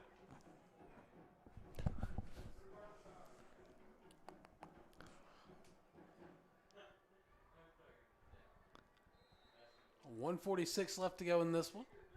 I don't even know what quarterback they've got out here to take this kneel down. They got Crow and a running back. I think Crow's just Yeah, Crow, I guess, is going to take the snap here. The Wildcat, the literal wild Wampus Cat. The wild fullback. Yeah. Oh, he's going to keep it. He'll gain a good amount on that play. Second down coming up here for the Wampus Cats. I guess Crow is the third-string quarterback. I mean, that's my assumption. Yeah. I guess he is. Or they're just trying to run the clock out. Yeah, I think that's probably what it is. Yeah. But I think they can take knees at this point. I don't see PA using their timeout necessarily. No, they're not. So 2nd and 3. The clock just going to wind down as we approach 60 seconds left in this one. Kane's going to burst up the middle. Crow, and the PI roofing penalty flag's going to come out. I wonder what they're going to get. Was there a face mask at the end? I figure that's what it's got to be. Oh, just take a knee, guys. It'll be a face mask. Yeah. On the Bruins. So once the clock hits triple zeros, Pulaski Academy will move to 2-6 on the season, 2-3 in conference. Of course, with the Bryant game holding, Cabot also moves to 2-3 on conference, and then I believe North Little Rock would be 3-2. So North Little Rock, I don't know if that's right. No, they don't have. I don't think they have a winning record in conference. They've beaten Southwest, I think, is their only win. He's going to hand it off to number 34, Aaron Haney.